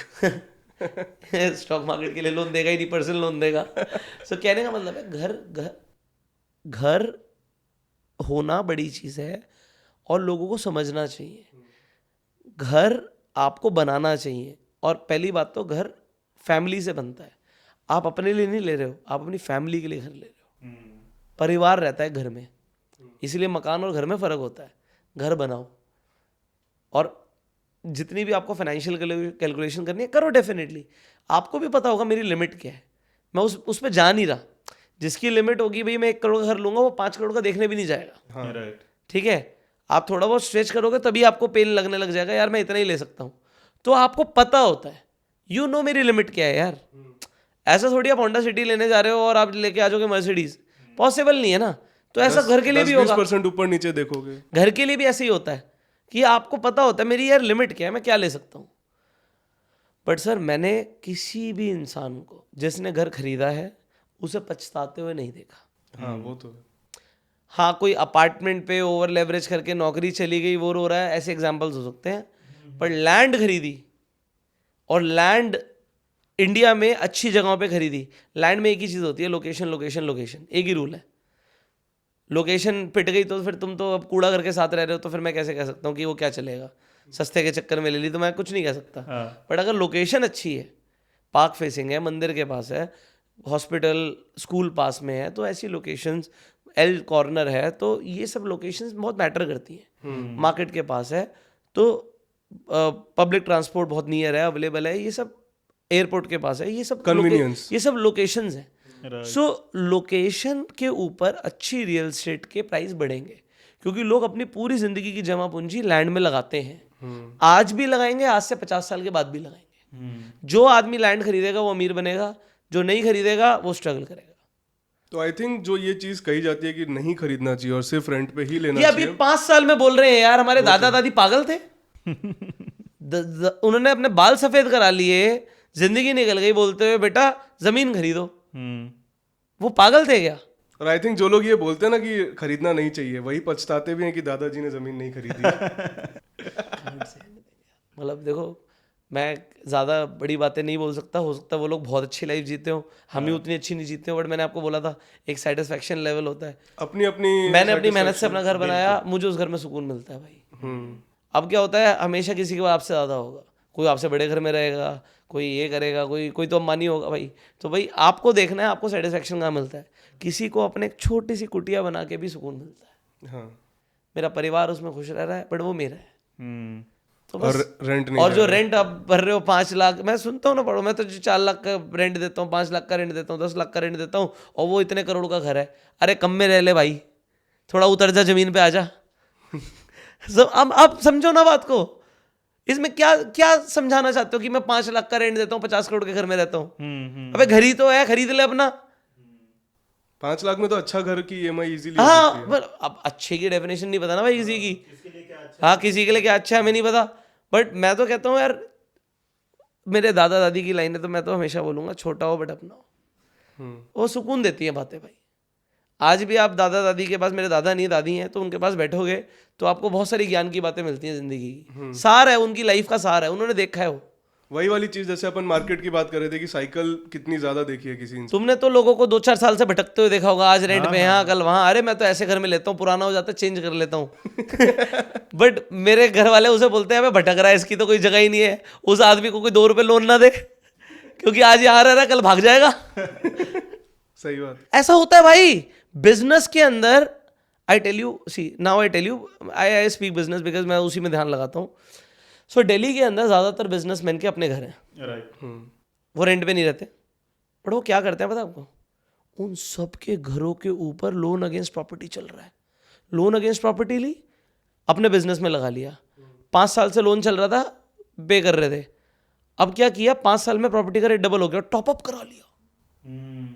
ये लोगों को कभी पता ही नहीं लगेगा, क्योंकि घर ही नहीं है खुद का। क्योंकि ये बताने वाला भी कोई नहीं है कि व्हाट बिजनेस पीपल डू। सी, घर खरीदा था कभी, मान लो 2 करोड़ का, अब 2 करोड़ का खरीदा था आज से 20 साल पहले, एग्जाम्पल है किसी का, कोई बड़ी कोठी खरीदी 2 करोड़ की। अब वो कोठी आज की रेट में हो गई 100 करोड़ की, एग्जाम्पल, दिल्ली में 100 करोड़ की कोठियाँ हैं, समझ रहे हो लोगों की। तो 2 करोड़ की खरीदी, अब उस पर लोन ले लिया होगा उसने, कभी 1 करोड़ का 1.5 करोड़ का लोन ले लिया। अब वो प्रॉपर्टी की कीमत हो गई 5 करोड़, टॉपअप करा लिया, उसको 3 करोड़ कर दिया, बिजनेस से पैसे कमा रहे हैं, बिजनेस तो चल ही रहा है ना। अब वो 5 का हो गया 10 करोड़ 20 करोड़ का, फिर टॉपअप करा लिया लोन को, तो बैंक भी टॉपअप कर देता है, क्योंकि मार्केट वैल्यू के अकॉर्डिंग लोन देता है वो। तो मेरे को रियल एस्टेट में इतनी चीज़ें सीखने को मिलती है ना, आपको पता ही नहीं है सर। मैं तो अभी एक सज्जन से मिला, he is doing real estate business in New York, और अगर मैं आपको बता दूंगा आपके कान ऐसे खड़े हो जाएंगे, भाई how is this possible. People are becoming billionaire from real estate, where are we. US में तो बहुत पॉपुलर है, लोग एक खरीदते हैं उसको रेंट पे चढ़ाते हैं, फिर उससे दूसरा खरीदते हैं उसको रेंट पे चढ़ाते हैं। देखो वो वाला लेवरेज एक अलग हो गया, मैं तो अलग बिजनेसेस, थोड़ा सा कुछ नया सुनने को मिलता है ना, मज़ा आता है। अब मैं नए में एक एग्जांपल देता हूँ। वहाँ पे यूएस में क्या होता है कि आपके घर की ना बहुत सारी इंस्पेक्शंस होती है, हाँ। तो अगर वो इंस्पेक्शंस पूरी नहीं होती तो पेनल्टी लगती है। तो उसमें पता नहीं बहुत सारी चीज़ें होती है, बेसमेंट में ये है वो है, मेरे को तो एग्जैक्ट नहीं पता, मैं अभी तक, फायर सेफ्टी और वो हाँ सारी वो चीज़। बहुत कुछ होता है उसमें। तो उन पे ना पेनल्टी लगती रहती है, प्रॉपर्टी के ऊपर पेनल्टी पे पेनल्टी, पेनल्टी पे पेनल्टी। तो लोगों का क्या होता है कि एक तो बंदे ने, किसी ने घर पे लोन लिया, किसी बड़ी प्रॉपर्टी पे लोन लिया, अब लोन लेके वो लोन तो चुका नहीं पाया, बैंक का हो गया। अब बैंक ने जब्त कर लिया, बट उस पर इतनी पेनल्टी लग चुकी है कि बैंक कहता है यार ये पेनल्टी साला अपने से तो होगी नहीं, ये कैसे होगा। तो वहाँ पे एक आदमी आता है, कहता है जी, बैंक से पूछता है ये प्रॉपर्टी कितने की है। वो कहती है एग्जाम्पल 100 रुपये की प्रॉपर्टी है, तो मेरे को कितने में दोगे। बैंक कहती है यार इस पे इतनी है, ये कर आगे 60 में ले जा। तो 60 में ले ली। अब वो पेनल्टीज बहुत सारी थी। एक वकील की अच्छा सा उन्हें पता होता है वकील क्या करना होता है, लड़ा कि जी अब मैंने ले ली, ये तो पुराने वाले ने करा था, उसके नाम पर था, मैं क्या करूं, मैं कहाँ से इतना दूं। उसे मान लो उसकी पेनल्टी थी 30 रुपए की, उसे करा दिया 3 रुपए की। तो 3 रुपए की पेनल्टी हो गई, 60 रुपए के लिए 63 रुपीज़ की पड़ी। आज की डेट में 100 रुपए की चीज़ है। हाथों हाथ बेच अब दो तो वो उसे रिनोवेट किया, उस पर 10 रुपये और लगाए, 73 का हो गया। अब रिनोवेट करने के बाद उसका रेट हो गया 120। कमाए मान लो 47 रुपीज़। अब वो 47 कमाए, तो इस तरीके से भी काम करते हैं। और कई सारे ऐसे होते हैं, मॉडल्स वगैरह होते हैं, तो वहाँ पे वो अलग अलग तरीके का बिजनेस है। और वो सब चीजें। तो कोई मॉडल है, उसमें पानी भर गया था, ऊपर टंकी फट गई थी, उसका ये हो गया, वो हो गया, वो सस्ते में मिलती हैं चीज़ें, और पता नहीं क्या क्या कर रहे हैं लोग। पता नहीं क्या क्या कर रहे हैं, मतलब लिटरली क्या क्या कर रहे हैं। तो जब मैं उनकी सुनता हूँ ना कि अच्छा ये किया फिर ये किया, मतलब उन्होंने अपने 5 प्रोजेक्ट बताए, 600 करोड़ बन गया तेरा भाई। हाँ 600 करोड़ बन गया। फिर मैं कहता हूँ अच्छा अब हम ये कर रहे हैं, and they are so chilled. मैंने कहा यार ये कमाने में ना बंदे को ये इतना टाइम लगेगा। कितने इन्वेस्टमेंट से शुरू किया था, तो डेफिनेटली उनकी इनिशियल कैपिटल भी 50-60 करोड़ 70 करोड़ कुछ बड़ी अमाउंट ही होगी।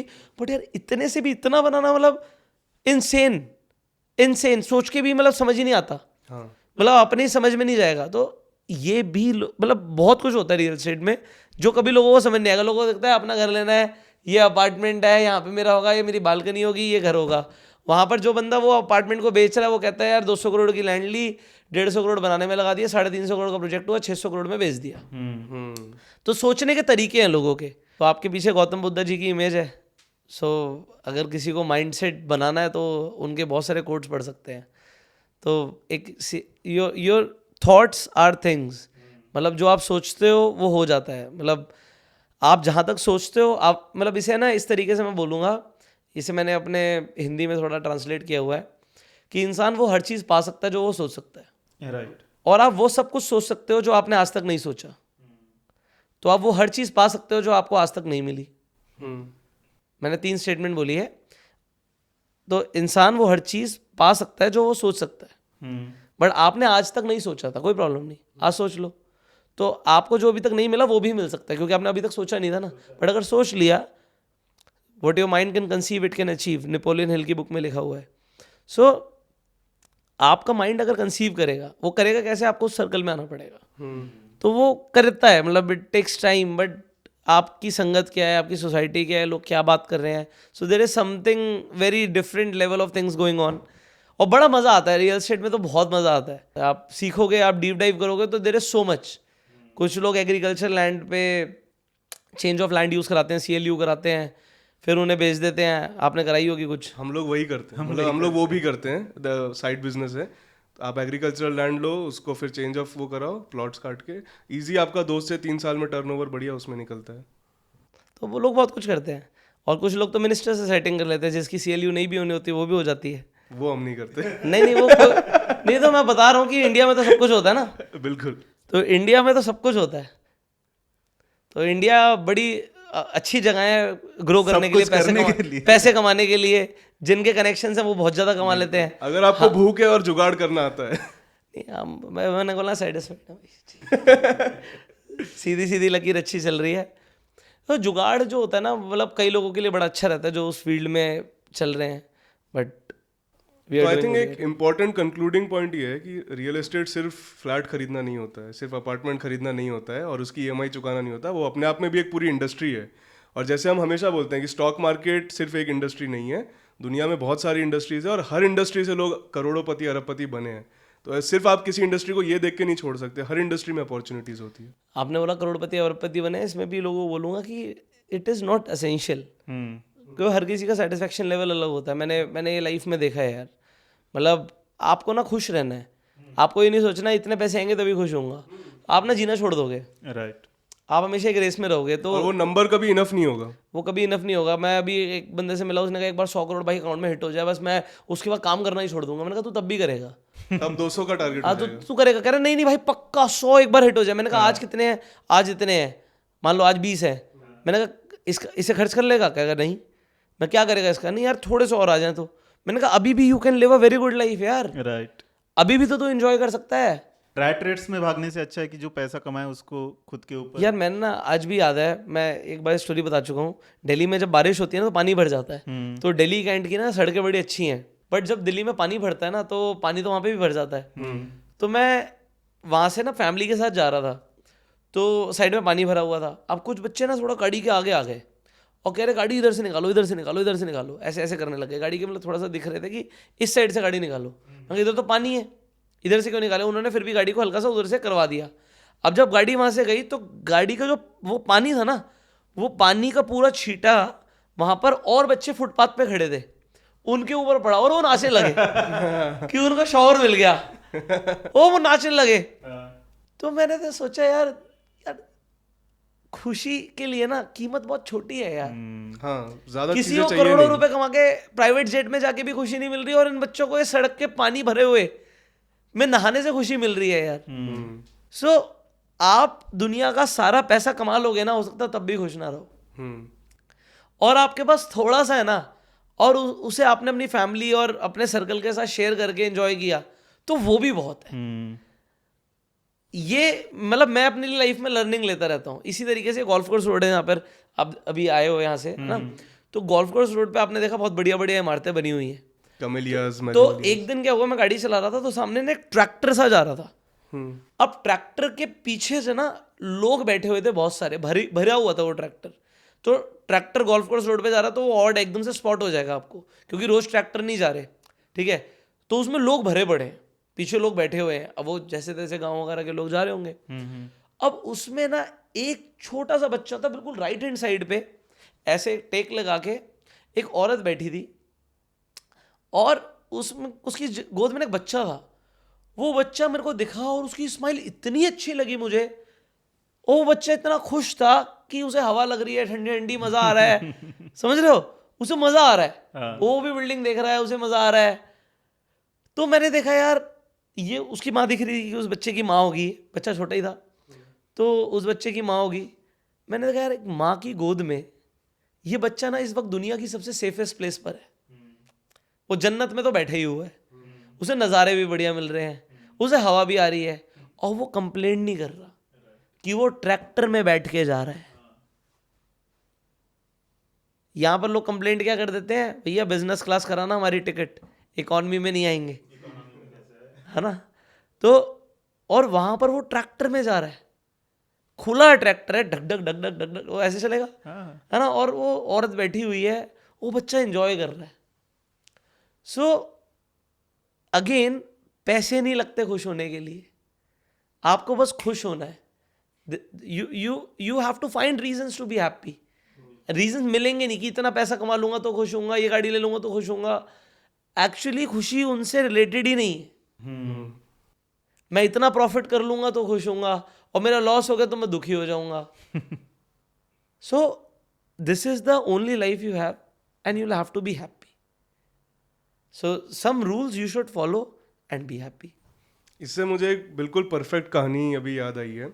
एक बार एक आदमी होता है जो बीच पे बैठा हुआ होता है, 30-40 की उम्र होती है उसकी, और वो बीच पे रॉड लगा के अपने फिशिंग कर रहा होता है, टाइम पास में मज़ा आ रहा होता है उसको। वहीं से एक बिजनेसमैन गुजरता है, वो उसको बोलता है, अरे तू रॉड में तो एक एक मछली पकड़ रहा है, तू नेट लगा तो एक साथ काफ़ी सारी मछलियाँ आएगी। तो बोलता है क्या करूँगा मैं इतनी मछलियों का। फिर वो बोलता है तू अगर नेट से मछलियाँ पकड़ेगा तो तेरा प्रॉफिट होगा। बोलता क्या करूँगा प्रॉफिट का, फिर तू एक बोट खरीद लेना। बोलता है बोट का क्या करूँगा। बोलता है बोट में तू ज़्यादा मछलियाँ पकड़ सकता है।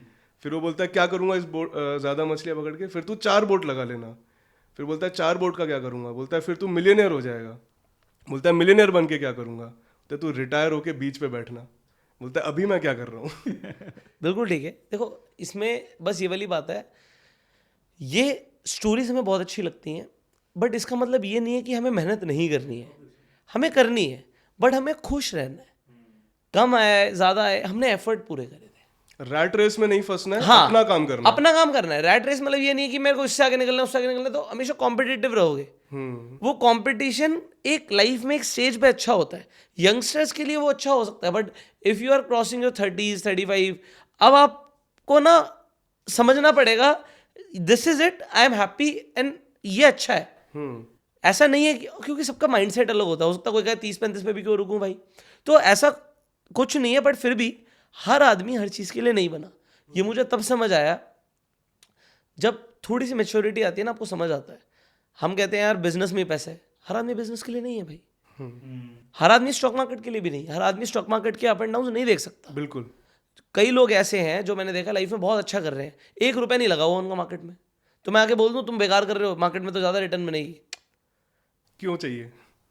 दे are happy there, what they are doing they are happy. So the purpose of life is to be happy and spread happiness.